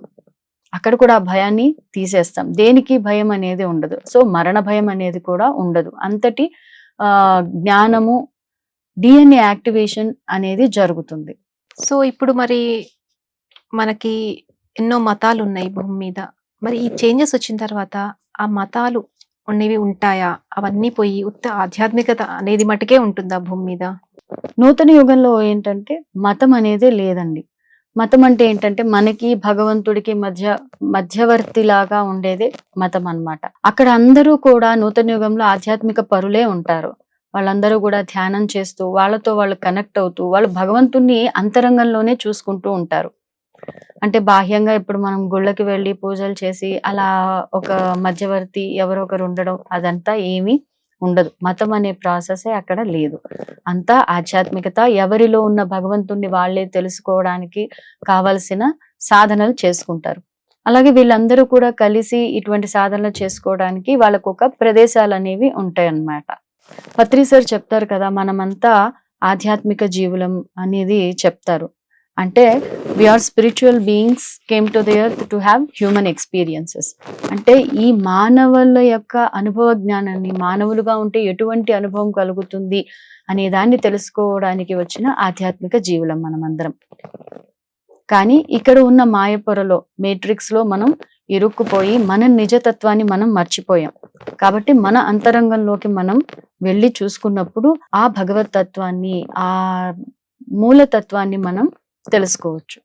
ఇంకా మతంతో అక్కడ అవసరమే లేదు. సో ఇప్పుడు ఇన్ని రంగాల్లో ఇన్ని చేంజెస్ గురించి మనం మాట్లాడాం. ముఖ్యంగా ఇప్పుడు మనం రావాల్సింది రాజకీయాలకి. ఇప్పుడు మనకు తెలుసు ప్రపంచం అంతటా కూడా ఎటువంటి రాజకీయాలు ఉన్నాయి అని చెప్పేసి. మరి ఈ రాజకీయ రంగంలో అది మారుతుందా? మారితే ఎలా మారుతుంది? రాజకీయాల్లోకి ఎలాంటి వాళ్ళు వస్తారు? ఎలాంటి వాళ్ళు రాజకీయ నాయకులు అవుతారు? వాళ్ళు అసలు అప్పుడు వాళ్ళని రాజకీయ నాయకులు అని పిలుస్తారా? లేకపోతే ఇంకేదన్నా అని పిలుస్తారా వాళ్ళని? ఎలా ఉంటుంది ఆ పరిస్థితి అప్పుడు? ఈ నూతన ప్రపంచంలో రాజకీయాలు, పార్టీలు అనేవేవి ఉండవండి. అంటే నాయకులుగా ఎవ్వరూ ఉండరు. ఈ ప్రజాప్రతినిధుల అవసరం అనేది అక్కడ ఉండదు. ఓన్లీ కార్యనిర్వాహకులు మటుకే ఉంటారు. అంటే ఏదన్నా ఒక ఇంప్లిమెంట్ చేయాలి, ఒక సిస్టమ్‌నో లేకపోతే ఒక పాలిసీని ఇంప్లిమెంట్ చేయాలి అంటే, ఆ పనిని చేసే సేవాభావం ఉన్న వాళ్ళు మటుకే కార్యనిర్వాహకులుగా ఉంటారు. అలాగే ఏదన్నా ఒక పాలిసీ చేయాలా వద్దా అనే దానికి ప్రజలందరూ కూడా దానికి ఓట్ అనేది వేస్తారు. అప్పుడు ఆ పాలిసీ రావాలా లేదా అనే విషయం అనేది నిర్ణయింపబడుతుంది. ఈ న్యూ ఏజ్ లో అధికారం చెలాయించడానికి అసలు దేశాలు అనేవే ఉండదు. అంటే బౌండరీస్ అనేవే లేదు. ఈ ప్రపంచం అంతా కూడా ఒక కుగ్రామంగా ఉంటుంది. ఇంకా బౌండరీసే లేనప్పుడు ఇంకా సైన్యంతో అవసరమే లేదు. ఎవరు ఎవరిని కంట్రోల్ చేయరు. ఎవరెవరిని నియంత్రణ అనేది అక్కడ ఏది ఉండదు. అలాగే వినాశనం కూడా ఉండదు. కొత్త యుగంలో అంత ప్రభుత్వం అనేది ఏది లేదన్నమాట. అందరూ ప్రజలకి ఏది అవసరం, ఏది చేస్తే వాళ్ళకి లాభం ఉంటుందో వాటిల్ని, ఆ కార్యక్రమాల్ని వాళ్ళు ఇంప్లిమెంట్ చేస్తూ ఉంటారు. అలాగే ఈ ప్రపంచంలో ఒక ప్రదేశం నుంచి ఇంకొక ప్రదేశానికి వెళ్ళాలంటే ఎవరైనా ఏ ప్రదేశానికైనా ఎక్కడికైనా వెళ్ళి ఉండవచ్చు. పాస్పోర్ట్ కానీ, వీసాలు కానీ అవసరమే లేదు. ఎందుకంటే బౌండరీసే ఉండవు కదా, దేశాలే లేవు కాబట్టి ఎవరైనా ఏ ప్రాంతానికైనా హాయిగా వెళ్ళి ఉండవచ్చు. ఈ నూతన ప్రపంచంలోకి తీసుకెళ్ళడానికి కొన్ని టైమ్ లైన్స్ అనేవి యాక్టివేట్ చేయబడ్డాయి. డిసెంబర్ 2012 లో ఒక టైమ్ లైన్ అనేది యాక్టివేట్ చేయబడింది. ఆ తర్వాత 2013 నుంచి 2020 దాకా ఒక టైమ్ లైన్. ఆ టైమ్ లైన్ లో ఏంటంటే పాత వ్యవస్థలు అన్ని కూడా మారిపోయి అవన్నీ కూడా మళ్ళీ కొత్తగా పునరుజ్జీవం చెందించబడ్డాయి. సో అది 2020 నుంచి 2029 దాకా ఇవి వస్తున్నాయి అన్నమాట. ఈ టైంలో ఏంటంటే కొత్త టైం లైన్లో నూతన వ్యవస్థలు, నూతన టెక్నాలజీస్ ఇవన్నీ కూడా ఇంట్రొడ్యూస్ చేయబడ్డాయి. ఇవన్నీ కూడా భూమి మీద ఇంప్లిమెంట్ చేయబడుతున్నాయి. ఇక్కడ ఒక పాయింట్ ఏంటంటే కొత్త డైమెన్షన్ లోకి వెళ్ళాలా లేదా అనే నిర్ణయాన్ని, అంటే ఆ చాయిస్ ని మనమే తీసుకోవచ్చు. అంటే నేను ఈ మార్పులని గ్రహిస్తూ ఈ మార్పులకి అనుగుణంగా నేను వెళ్తాను అనుకున్నప్పుడు వాళ్ళు వెళ్ళొచ్చు. లేదు నేను యాక్సెప్ట్ చేయలేను, నేను ఆ ఓల్డ్ బిలీఫ్స్ ని, ఓల్డ్ సిస్టమ్ ని నేను వదలలేను అనుకున్న వాళ్ళు ఏంటంటే వాళ్ళందరూ కొత్తగా భూమి ఇంకొకటి ఉందండి, థర్డ్ డైమెన్షన్ ఎర్త్, అక్కడికి వీళ్ళందరూ కూడా పంపబడతారు. అంటే మనం బెస్ట్ టైం లైన్ లోకి, హ్యాపీ టైం లైన్ లోకి, మహావతరణ టైం లైన్ లోకి వెళ్ళాలి అని మనం ఆల్రెడీ ఎన్నో యజ్ఞాలు, ధ్యాన యజ్ఞాలు, ధ్యాన మహాచక్రాలు, గ్లోబల్ మాస్ మెడిటేషన్స్ ఇవన్నీ మనం చేస్తూ ఉన్నాము. ఈ నెలలో జరిగే ఈ 12, 18, 21 వచ్చే చేస్తున్న ఈ మెడిటేషన్స్ వలన భూమి మీదకి వచ్చే ఎనర్జీ, అంటే ఈ గ్రహ కలయికల వల్ల వచ్చే ఆ ఎనర్జీ ఈ ప్రాసెస్ ని ఇంకా సులభతరం చేస్తుంది. మనని ఎంతో చక్కగా ఆప్టిమల్ టైం లైన్ లోకి తీసుకువెళ్తాయి ఈ ఎనర్జీస్. అంటే ఈ ప్రాసెస్ ని వేగవంతం చేసేస్తుంది. అవును మేడం. ఈ ప్రాసెస్ అంతా కూడా ascended masters, already multi dimensional beings ఆధ్వర్యంలో జరుగుతుంది. ఒకవేళ మనం వెళ్ళాలి అని నిర్ణయించుకున్నప్పుడు మనం వాళ్ళ సహాయాన్ని అడిగి తీసుకోవచ్చు. వాళ్ళందరూ కూడా సహాయం చేయడానికి రెడీగా ఉన్నారు. మనమే అడగాలన్నమాట వాళ్ళని. మరి మల్టీ డైమెన్షనల్ బీయింగ్స్ మనకి కనపడరు కదా, వాళ్ళు ఓపెన్ గా అంటే వాళ్ళు మనల్ని కాంటాక్ట్ అవుతారు. దానికి మన ఫ్రీక్వెన్సీ అనేది పెరగాలి. అప్పుడు మటుకే వాళ్ళు వాళ్ళ యొక్క టెక్నాలజీస్ ని కానీ, జ్ఞానాన్ని కానీ మనకి అందించి మన ద్వారా భూమి మీద వర్క్ చేయిస్తారు. పత్రి సార్ మనల్ని ఎప్పుడు కో క్రియేటర్స్ అని పిలిచేవాళ్ళు కదా, అది ఇప్పుడు నిజం అవ్వాలంటే దానికి అవకాశం మనకి ఇప్పుడు ఈ 1221 అసెషన్ పోర్టల్ యాక్టివేషన్ ద్వారా కల్పించబడుతోంది. నిజమేనండి. మనమంతా కో క్రియేటర్స్. మనమంతా కూడా ఈ భూమిని ఒక అద్భుతమైన నివాసయోగ్యమైన ప్రదేశంగా మార్చాలి. ఇవన్నీ కూడా అసెండెడ్ మాస్టర్స్ కి, మల్టీ డైమెన్షనల్ బీయింగ్స్ కి మనం కనెక్ట్ అయినప్పుడు వాళ్ళు మన ద్వారా ఈ కార్యక్రమాన్ని అంతటిని నిర్వహిస్తారు. మనం దానికి సంసిద్ధంగా ఉండాలి. 2029 నుంచి ఏంటంటే ఎవరైతే ఎంపిక చేసుకున్నారో ఈ డైమెన్షనల్ షిఫ్ట్ టైంలో ఉంటామని, వాళ్ళు మటుకే భూమి మీద ఉంటారు. మిగతా వాళ్ళందరూ చెప్పాం కదా న్యూ ఎర్త్ కి వెళ్ళిపోతారు. పత్రి సార్ కూడా చెప్తారు, ఒక 2030 నుంచి ఈ భూమి అంతా ధ్యానమయం అవుతుంది, ధ్యానులే భూమి మీద ఉంటారు అంటే ఏంటంటే ఇదే, అంటే ఎవరైతే నిర్ణయించుకున్నారో ఈ షిఫ్ట్ టైంలో ఉన్నామని వాళ్ళు మటుకే ఈ భూమి మీద ఉంటారు. ఈ భూమి మీద ప్రేమ, శాంతి, అహింస, కరుణ ఇవి మటుకే, ఈ గుణాలు మటుకే ఉంటాయి. ఈ గుణాలు ఉన్న జీవులు మటుకే ఇక్కడ ఉంటారు. అలాగే భూమి కూడా గెలాక్టిక్ ఫెడరేషన్ ఆఫ్ లైట్ లో సభ్యురాలుగా ఉంటుంది. భూ మానవులు కూడా సభ్యులుగా అక్కడ ఉంటారు. అప్పుడు మనము గ్రహాంతర జీవులు అని చెప్పుకుంటున్నాం కదా, వాళ్ళందరూ కూడా మిత్రుల్లాగా ఉంటాం. అంటే ఇప్పటిదాకా మనం తక్కువగా ఉన్నాం ఫ్రీక్వెన్సీతో కనుక వాళ్ళు మనకన్నా ఎక్కువ అని అనుకుంటున్నాం కదా, నెక్స్ట్ అలా ఉండదు.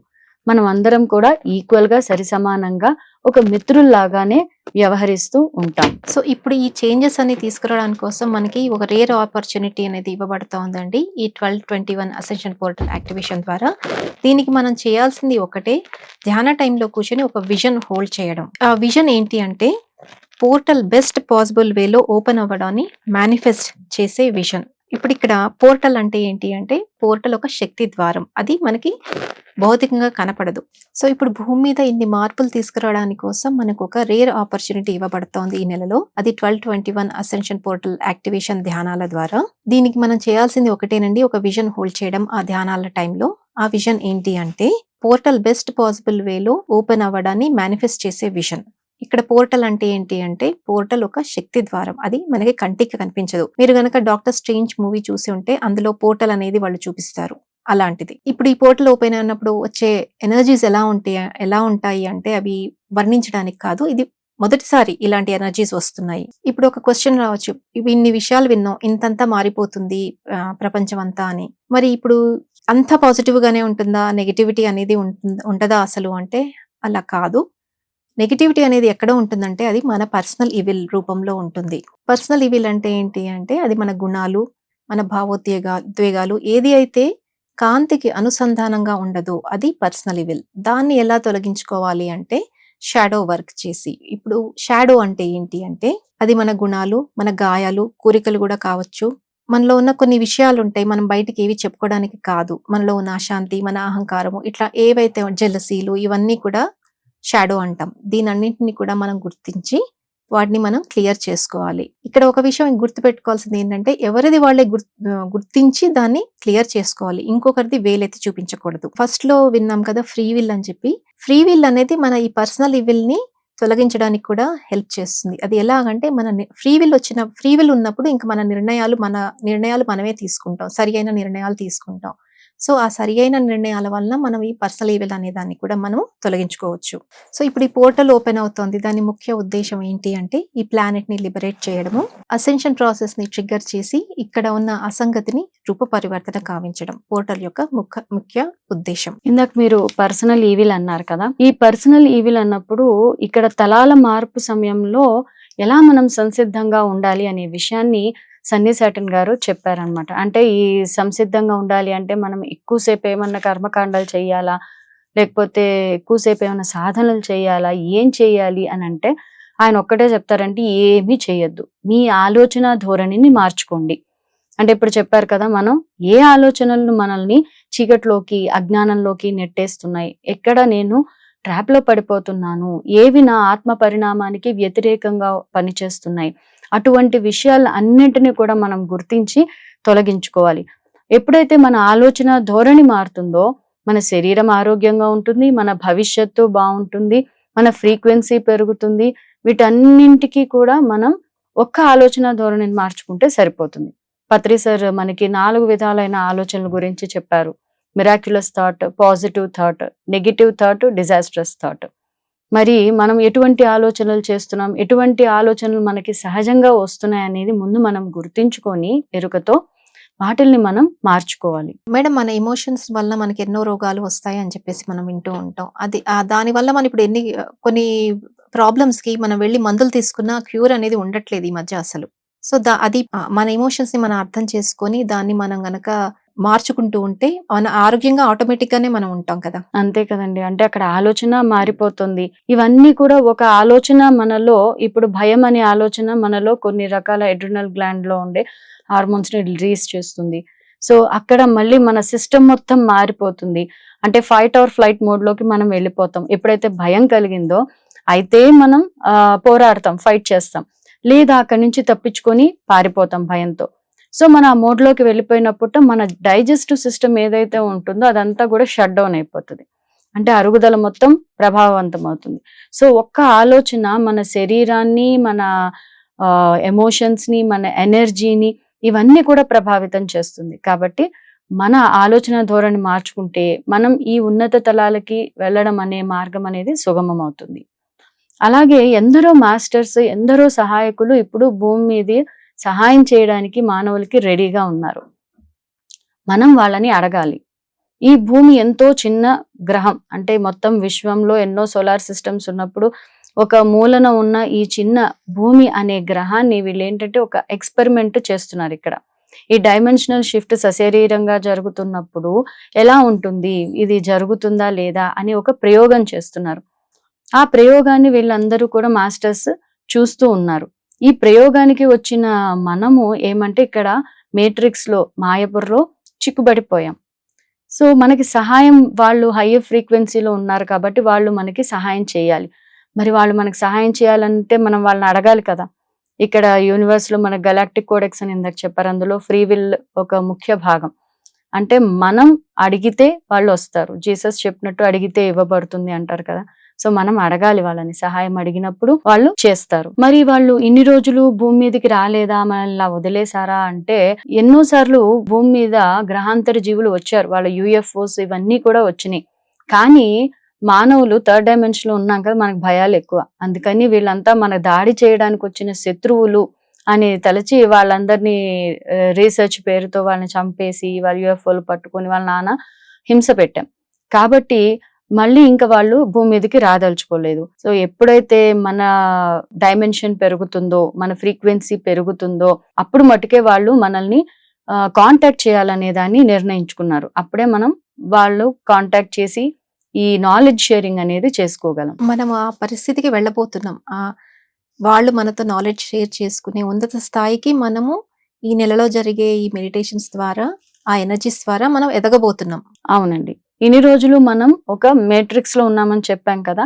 ఈ మ్యాట్రిక్స్ ఏంటంటే మనల్ని ఎప్పుడు భయంలోనూ ఉంచుతూ కంట్రోల్ చేస్తూ ఉందని తెలుసుకున్నాం. సో ఇప్పుడు ఆ మ్యాట్రిక్స్ అనేది బదలవబోతోంది. ఆ బలహీన పడడానికి ఈ ఎసెన్షియల్ ఎనర్జీస్ అనేవి ఎంతో యూస్ఫుల్ గా ఉంటాయి. మరి భూమి మీద ఈ మాస్టర్స్ అందరూ కూడా ఏం చేశారంటే, అసలు అసెండెడ్ మాస్టర్స్ అంటే ఎవరు, అసలు మాస్టర్ అంటే ఎవరు, మనం చాలా విరివిగా ఈ పదాన్ని వాడతాం. మాస్టర్ అంటే ఎవరు అంటే ముక్తి పొందిన, మోక్షం అంటాము, లేదా ఆత్మ సాక్షాత్కారము, ఇవన్నీ పొంది ఈ థర్డ్ డైమెన్షన్ నుంచి ఉన్నత డైమెన్షన్లకి అసెండ్ అయిన మాస్టర్స్ అన్నమాట. వీళ్ళు ఏంటంటే భూమి నుంచి అసెండ్ అయిన తర్వాత ఈ భూమానవుల యొక్క అసెన్షన్ ప్రాసెస్ లో, భూమి యొక్క అసెన్షన్ ప్రాసెస్ లో కూడా వాళ్ళు మనం సహాయం చేయాలి వీళ్ళందరికీ అని, అక్కడ నుంచి కాంతి పంపించాలి భూమి మీదకి అని అనుకొని ఒక ప్రణాళిక అనేది వాళ్ళు వేశారు. సో ఆ దానికి అనుగుణంగా కొంతమంది 7 మాస్టర్స్ ని ఫస్ట్ భూమి మీద వివిధ ప్రాంతాల్లో ఉంచారు. ఆ తర్వాత 111 మంది మాస్టర్స్ ని డిఫరెంట్ ప్లేసెస్ లో ఎర్త్ మీద పెట్టారు. కానీ వాళ్ళు అక్కడక్కడక్కడ ఉండడం వల్ల ఎంత కాంతిని హోల్డ్ చేయలేరు కదా, ఇంకా మిగతా ప్రాంతం అంతా చీకట్లోనే ఉంది. అలాగే ఈ 111 మంది మాస్టర్స్ ని కూడా వాళ్ళ యొక్క డిఎన్ఏని యాక్టివేట్ చేసి వాళ్ళు ఈ కాంతిని హోల్డ్ చేసేందుకు వాళ్ళని యాక్టివేట్ చేయాల్సి వచ్చింది. సో దానికి టైం పట్టింది. ఇప్పుడు వాళ్ళు అక్కడక్కడ ఉండడం వల్ల లాభం లేదు, ఇంకా ఎక్కువ మంది కావాలి. అప్పుడు ఏం చేశారంటే ఉన్నత తలాల నుంచి 1,44,000 మంది భూమి మీద జన్మలు తీసుకున్నారు. ఈ 1,44,000 మంది, ఆ 111 మంది వీళ్ళందరూ కలిసి ఒక కాంతి నెట్వర్క్ గా వాళ్ళు ఫామ్ అయ్యారు. అంటే ఒక ప్లానిటరీ నెట్వర్క్, లైట్ నెట్వర్క్ గా వాళ్ళు ఫామ్ అయ్యారు. అలా వీళ్ళందరూ కూడా కాంతిని స్వీకరించాలి, కాంతిని స్వీకరింప చేసి భూమిని అసెండ్ చేయాలి అనేది ప్రణాళిక. మరి 1,44,000 మందిలో చాలా మంది ఇక్కడ భూమి మీదకి వచ్చాక వాళ్ళ పనులు చేసుకుంటూ, ఉద్యోగాలు చేసుకుంటూ వాళ్ళు మర్చిపోయారు. వాళ్ళు ఎందుకు వచ్చాము, ఏంటి ఈ ప్రణాళిక ఏంటి అనే విషయాన్ని వాళ్ళు మర్చిపోయారు. సో మళ్ళీ వీళ్ళందరినీ యాక్టివేట్ చేయాలి, వీళ్ళందరి డిఎన్ఏని యాక్టివేట్ చేయాలి. సో అందుకు మనం ఎప్పటి నుంచో ఎదురు చూస్తూ ఉన్న ఈ షిఫ్టింగ్ టైం అనేది లేట్ అవుతూ వస్తుంది.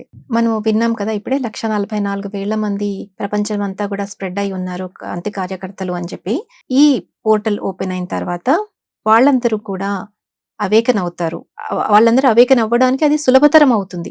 యాక్టివేషన్ అయిన తర్వాత వచ్చే ఎనర్జీస్ ద్వారా. మనం 111 మాస్టర్లు అని చెప్పాం కదా, వీళ్ళంతా భూమి మీద ఒక్కొక్క చోట ఉన్నప్పుడు వీళ్ళందరూ కూడా ఎనర్జీ గ్రిడ్ లాగా ఫామ్ అయ్యారు. ఆ ఎనర్జీ గ్రిడ్ అంతా కూడా యాక్టివేట్ అవ్వాలి అంటే, ఉన్నత తలాల నుంచి కాంతి రావాలి అంటే ముందు ఈ మ్యాట్రిక్స్ పొర అనేది పోవాలి. సో దానికి ఏంటంటే, మనం ఆల్రెడీ 2004లో వచ్చిన సునామీ మనందరికీ గుర్తుంటే, సునామీ ఒకటి వచ్చింది. అక్కడ ఏంటంటే ఆ సమయంలో ఈ మ్యాట్రిక్స్ అనేది బ్రేక్ వచ్చేసిందండి. అక్కడ ఈ మాయాపూర్ అనేది బ్రేక్ అవ్వడం స్టార్ట్ అయింది. అప్పటి నుంచి కాంతి అనేది, లేకపోతే ఎవల్యూషన్ అనేది, హ్యూమన్ ఎవల్యూషన్ అనేది జరగడం వేగవంతమైంది. ఈ 111 మంది మాస్టర్స్ కూడా వాళ్ళు ఒక్కొక్క 5గురిని కలిపి చూసేట వాళ్ళు ఒక్కొక్క పిరమిడ్ లాగా ఉన్నారట, పిరమిడ్ షేప్ లో. అంటే మొత్తం 44 పిరమిడ్స్ అనేవి ఇక్కడ ఏర్పడతాయి. ఈ 44 అనేది న్యూమరాలజీ ప్రకారం ఎంతో సీక్రెట్ నెంబర్ అన్నమాట. ఈ శ్రీచక్రంలో ఉండే పిరమిడ్స్ సంఖ్యకు చూస్తే అది కూడా 44 ఉంటుంది. అలా ఈ 111 మంది మాస్టర్స్ వాళ్ళకి కనెక్ట్ అయి ఉన్న ఈ 1,44,000 మంది కనుక యాక్టివేట్ అయ్యి ఈ ధ్యానం కనుక చేసినట్టయితే భూమి మీదకి మనం ఎంతో అద్భుతంగా కాంతిని యాంకర్ చేయగలం. అందుకే మనకి ఆ క్రిటికల్ మాస్ 1,44,000 మంది అని అన్ని బుక్స్ లో చెప్తారు, పత్రి సార్ చెప్తారు. ప్రతి ధ్యానంలోనూ ఆ క్రిటికల్ మాస్ అనేది రీచ్ అవ్వాలి అనే విషయాన్ని నొక్కి చెప్తూ ఉంటారు. ఈ 1,44,000 మంది మాస్టర్స్ కూడా సోల్ లెవెల్లో అంగీకారం చేసుకొని వచ్చారు. అంటే భూమి అసెండ్ అవుతూ ఉన్నప్పుడు మేము కూడా అసెండ్ అవుతాం, భూమి మేము కలిపి అసెండ్ అవుతాం అనే దాన్ని వాళ్ళు తెచ్చుకొని వచ్చారు సోల్ లెవెల్లో ప్రణాళిక. కానీ మర్చిపోయారని చెప్పుకున్నాం కదా. మరి వీళ్ళందరూ కూడా యాక్టివేట్ అవ్వాలి అంటే ఇదే సరైన సమయం.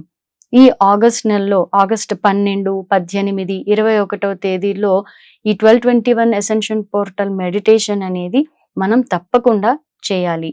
ఈ టైమింగ్స్ ఎలా ఉంటుందంటే, ఆగస్ట్ 12వ తేదీ ఉదయం 11 గంటలకి, అలాగే ఆగస్ట్ 18వ తేదీ మధ్యాహ్నం 12:55, ఆగస్ట్ 21వ తేదీ మధ్యాహ్నం 2:32 20 మినిట్స్ మాత్రమే. ఒక 20 మినిట్స్ మనం కనుక ఈ ధ్యానాన్ని చేసినట్టయితే 1,44,000 మంది కాదండి, ఇంకా ఎక్కువ మంది చేసినట్టయితే వెంటనే ఇప్పుడు మనం ఏ మార్పులైతే ఇవన్నీ చెప్పుకున్నామో అవి భూమి మీదకి రావడానికి మనమందరం కూడా ఒక ద్వారాన్ని తెరుస్తాం. అందుకే దీని పేరు 1221 అసెన్షన్ పోర్టల్ యాక్టివేషన్ మెడిటేషన్. ఆ పోర్టల్ ని మనమే చేద్దాం. మనమందరం కో-క్రియేటర్స్ అనే సార్ చాలా సార్లు చెప్పారు. మరి భూమి మీద ఈ మార్పులని మనమే తీసుకొద్దాం. సో మనమే తీసుకురావాలి కూడా. మీరు కూడా 1,44,000 మందిలో ఒకళ్ళు అయి ఉండొచ్చు కదా. సో తప్పకుండా ఈ ధ్యానంలో చేయండి. మీరు ఏ ప్రదేశంలో అయితే ఉంటారో ఆ ప్రదేశంలో చక్కగా చేయండి. అక్కడ ఉన్న పిరమిడ్స్ ఉంటే అందరూ కలిపి పిరమిడ్లో సామూహికంగా చేయండి, లేకపోతే మీ ఇంట్లో చేయండి. మరి ఈ టైమింగ్స్ అన్ని కూడా మార్నింగ్ టైమింగ్స్ కదండి. మాకు ఉద్యోగాలు ఉంటాయి, ఆఫీసులు ఉంటాయి. ఎట్లా అంటే ఆ ఒక్కరోజు లీవ్ తీసుకోండి, లేదా హాఫ్ డే పెట్టుకోండి. ఎందుకంటే ఇది మన సోల్ ప్లాన్. ఇది భూమి మీద మన రెస్పాన్సిబిలిటీ ఉంటుంది మనం చేస్తున్నాం రోజు. కానీ ఈ ఒక్క 20 నిమిషాలు మన సోల్ ప్లాన్ ప్రకారం మనం కనుక నడుచుకుంటే మనకి ఈ భూమి మీద ఉన్న మిగతా వాళ్ళ అందరికీ కూడా మనం ఎంతో మేలు చేసిన వాళ్ళు అవుతాం. మన సోల్ ప్లాన్ ని నెరవేర్చుకున్న వాళ్ళం అవుతాం. ఈ లైఫ్ టైంలో మనం ఇటువంటి గ్రహ కలయికలను చూడలేదండి. మనం మాక్సిమం బెనిఫిట్ దీని నుంచి పొందాలంటే మనం క్రిటికల్ మాస్ ని రీచ్ అవ్వాలి. అప్పుడు అది మనని ఆప్టిమం టైం లైన్ లోకి తీసుకువెళ్తుంది, సులభతరం అయిపోతుంది. ఇప్పుడు ఈ 3 రోజులు ధ్యానాలు ఎలా అంటే, ఒక రోజు ధ్యానం ఇంకొక రోజు ధ్యానానికి హెల్ప్ చేస్తుంది ఆ వచ్చే ఎనర్జీస్. మరి 1,44,000 మంది అంతకన్నా ఎక్కువ మంది కనుక ఈ కాంతిని యాంకర్ చేస్తే భూమి దేదీప్యమానంగా వెలిగిపోతుంది అని అనుకున్నాం కదా ఇందాక. మరి ఆ తర్వాత ఏం జరుగుతుంది అంటే, ఎన్నో దాచి ఉంచిన సత్యాలనేవి బహిర్గతం అవుతాయి అని చెప్పి సన్నీ సాటన్ గారు చెప్తారు మహాతరణ బుక్ లో. అంటే ఏంటంటే, మనల్ని మాయలో ఉంచాలి, మేట్రిక్స్ లో ఉంచాలంటే వాళ్ళు ఏం చేయలేదండి, సత్యాన్ని రహస్యంగా దాచి ఉంచారు. అలాగే అసత్యాన్ని ప్రచారం చేసేసి అదే సత్యంగా చెప్పి మనల్ని కంట్రోల్ సిస్టమ్ లోకి నెట్టేశారు. ఇప్పుడు ఆ ట్రూత్స్ అన్ని కూడా బయటికి వస్తాయి. ట్రూత్ డిస్క్లోజర్ అనేది జరుగుతుంది. ఎక్కడెక్కడ అక్రమాలు జరిగినాయి, ఎక్కడెక్కడ అన్యాయాలు జరిగినాయి, అలాంటి అఘాయిత్యాలు అనేవి జరిగినాయి భూమి మీద, అవన్నీ ఒక్కొక్కటి బయటికి రావడం అనేది స్టార్ట్ అవుతుంది. అంటే చీకటి ఏదైతే ఉందో అదంతా కూడా నిర్మూలింపబడుతుంది. మరి మనందరికీ తెలుసు భూమి మీద ఎటువంటి పరిస్థితులు నెలకొని ఉన్నాయి, ఎటువంటి జరుగుతున్నాయని అందరికీ తెలుస్తుంది. అబ్బా ఈ భూమి ఇలా ఉండకూడదు, అద్భుతంగా ఉండాలి. మరి అందుకు వర్క్ చేసే సమయం ఏదేనండి. తప్పకుండా ఈ ధ్యానంలో మీరందరూ కూడా పాల్గొనండి. మరి సామూహిక ధ్యానం గురించి మనకి పత్రి సార్ ఎప్పుడు చెప్తూ ఉంటారు. మనందరికీ తెలుసు దాని విశిష్టత ఏమిటో. కాబట్టి సామూహికంగా చేయండి, లేకపోతే ఇండివిడ్యువల్ గా చేయండి. ఈ మాస్ మెడిటేషన్ లో అందరూ ఒకే సమయంలో ఒకే సంకల్పంతో అదే టైంలో తప్పకుండా చేయాలి. మరి 11 గంటలకి కాదండి, ఒక 5 నిమిషాలు ముందు వెనక చేస్తామంటే కుదరదండి. సేమ్ ఒకే సంకల్పంతో ఒకే విజన్, ఇదంతా కూడా ఒక విజువలైజేషన్ ఉంటుంది మెడిటేషన్ అంతా కూడా. ఆ విజన్ ని హోల్డ్ చేస్తూ మనం ఈ సంకల్పం చెప్పుకుంటూ చేస్తే కనుక ఒకేసారి ఫట్మని మాయపొర అనేది బ్రేక్ అవుతుంది. కాబట్టి మనందరం కూడా ఈ వర్క్ తప్పకుండా భూమి మీద చేయాల్సిన పని. మరి ఇది ఎలా అండి, మేము ఈ ధ్యానం ఎలా చేయాలి అంటే, మన పిఎంసిలో లైవ్ ఇస్తారండి. ఈ 3 days కూడా లైవ్ సెషన్ అనేది పిఎంసిలో ఉంటుంది. కాబట్టి తప్పకుండా అందరూ చూసి అందులో పాల్గొనండి అదే సమయానికి. పిఎంసికి ధన్యవాదాలండి మాకు ఈ అవకాశం ఇచ్చినందుకు. తప్పకుండా ఈ అరుదైన అవకాశాన్ని, ఆపర్చునిటీని మీరందరూ కూడా పొందండి. తప్పకుండా ఎన్నో జన్మలుగా మనం ఈ ట్రాన్స్ఫర్మేషన్, భూమి యొక్క ఈ ఎసెన్షన్ కి, భూమానవుల యొక్క ఎసెన్షన్ కి మనం వర్క్ చేస్తూ ఉన్నాం ఎన్నో లైఫ్ టైమ్స్ లో. ఇప్పుడు ఆ అద్భుతమైన అవకాశం వచ్చింది. కాబట్టి తప్పకుండా మీరందరూ ఆ ధ్యానంలో పాల్గొని చక్కగా ఆ 1,44,000 మంది కన్నా ఎక్కువ టార్గెట్ అనేది రీచ్ అవ్వడానికి మీ వంతు సహాయం చేయండి. ఈ అరుదైన అవకాశాన్ని సద్వినియోగం చేసుకోండి. ఈ అవకాశాన్ని మాకు ఇచ్చిన పిఎంసికి ఎంతో కృతజ్ఞతలు. నమస్కారం.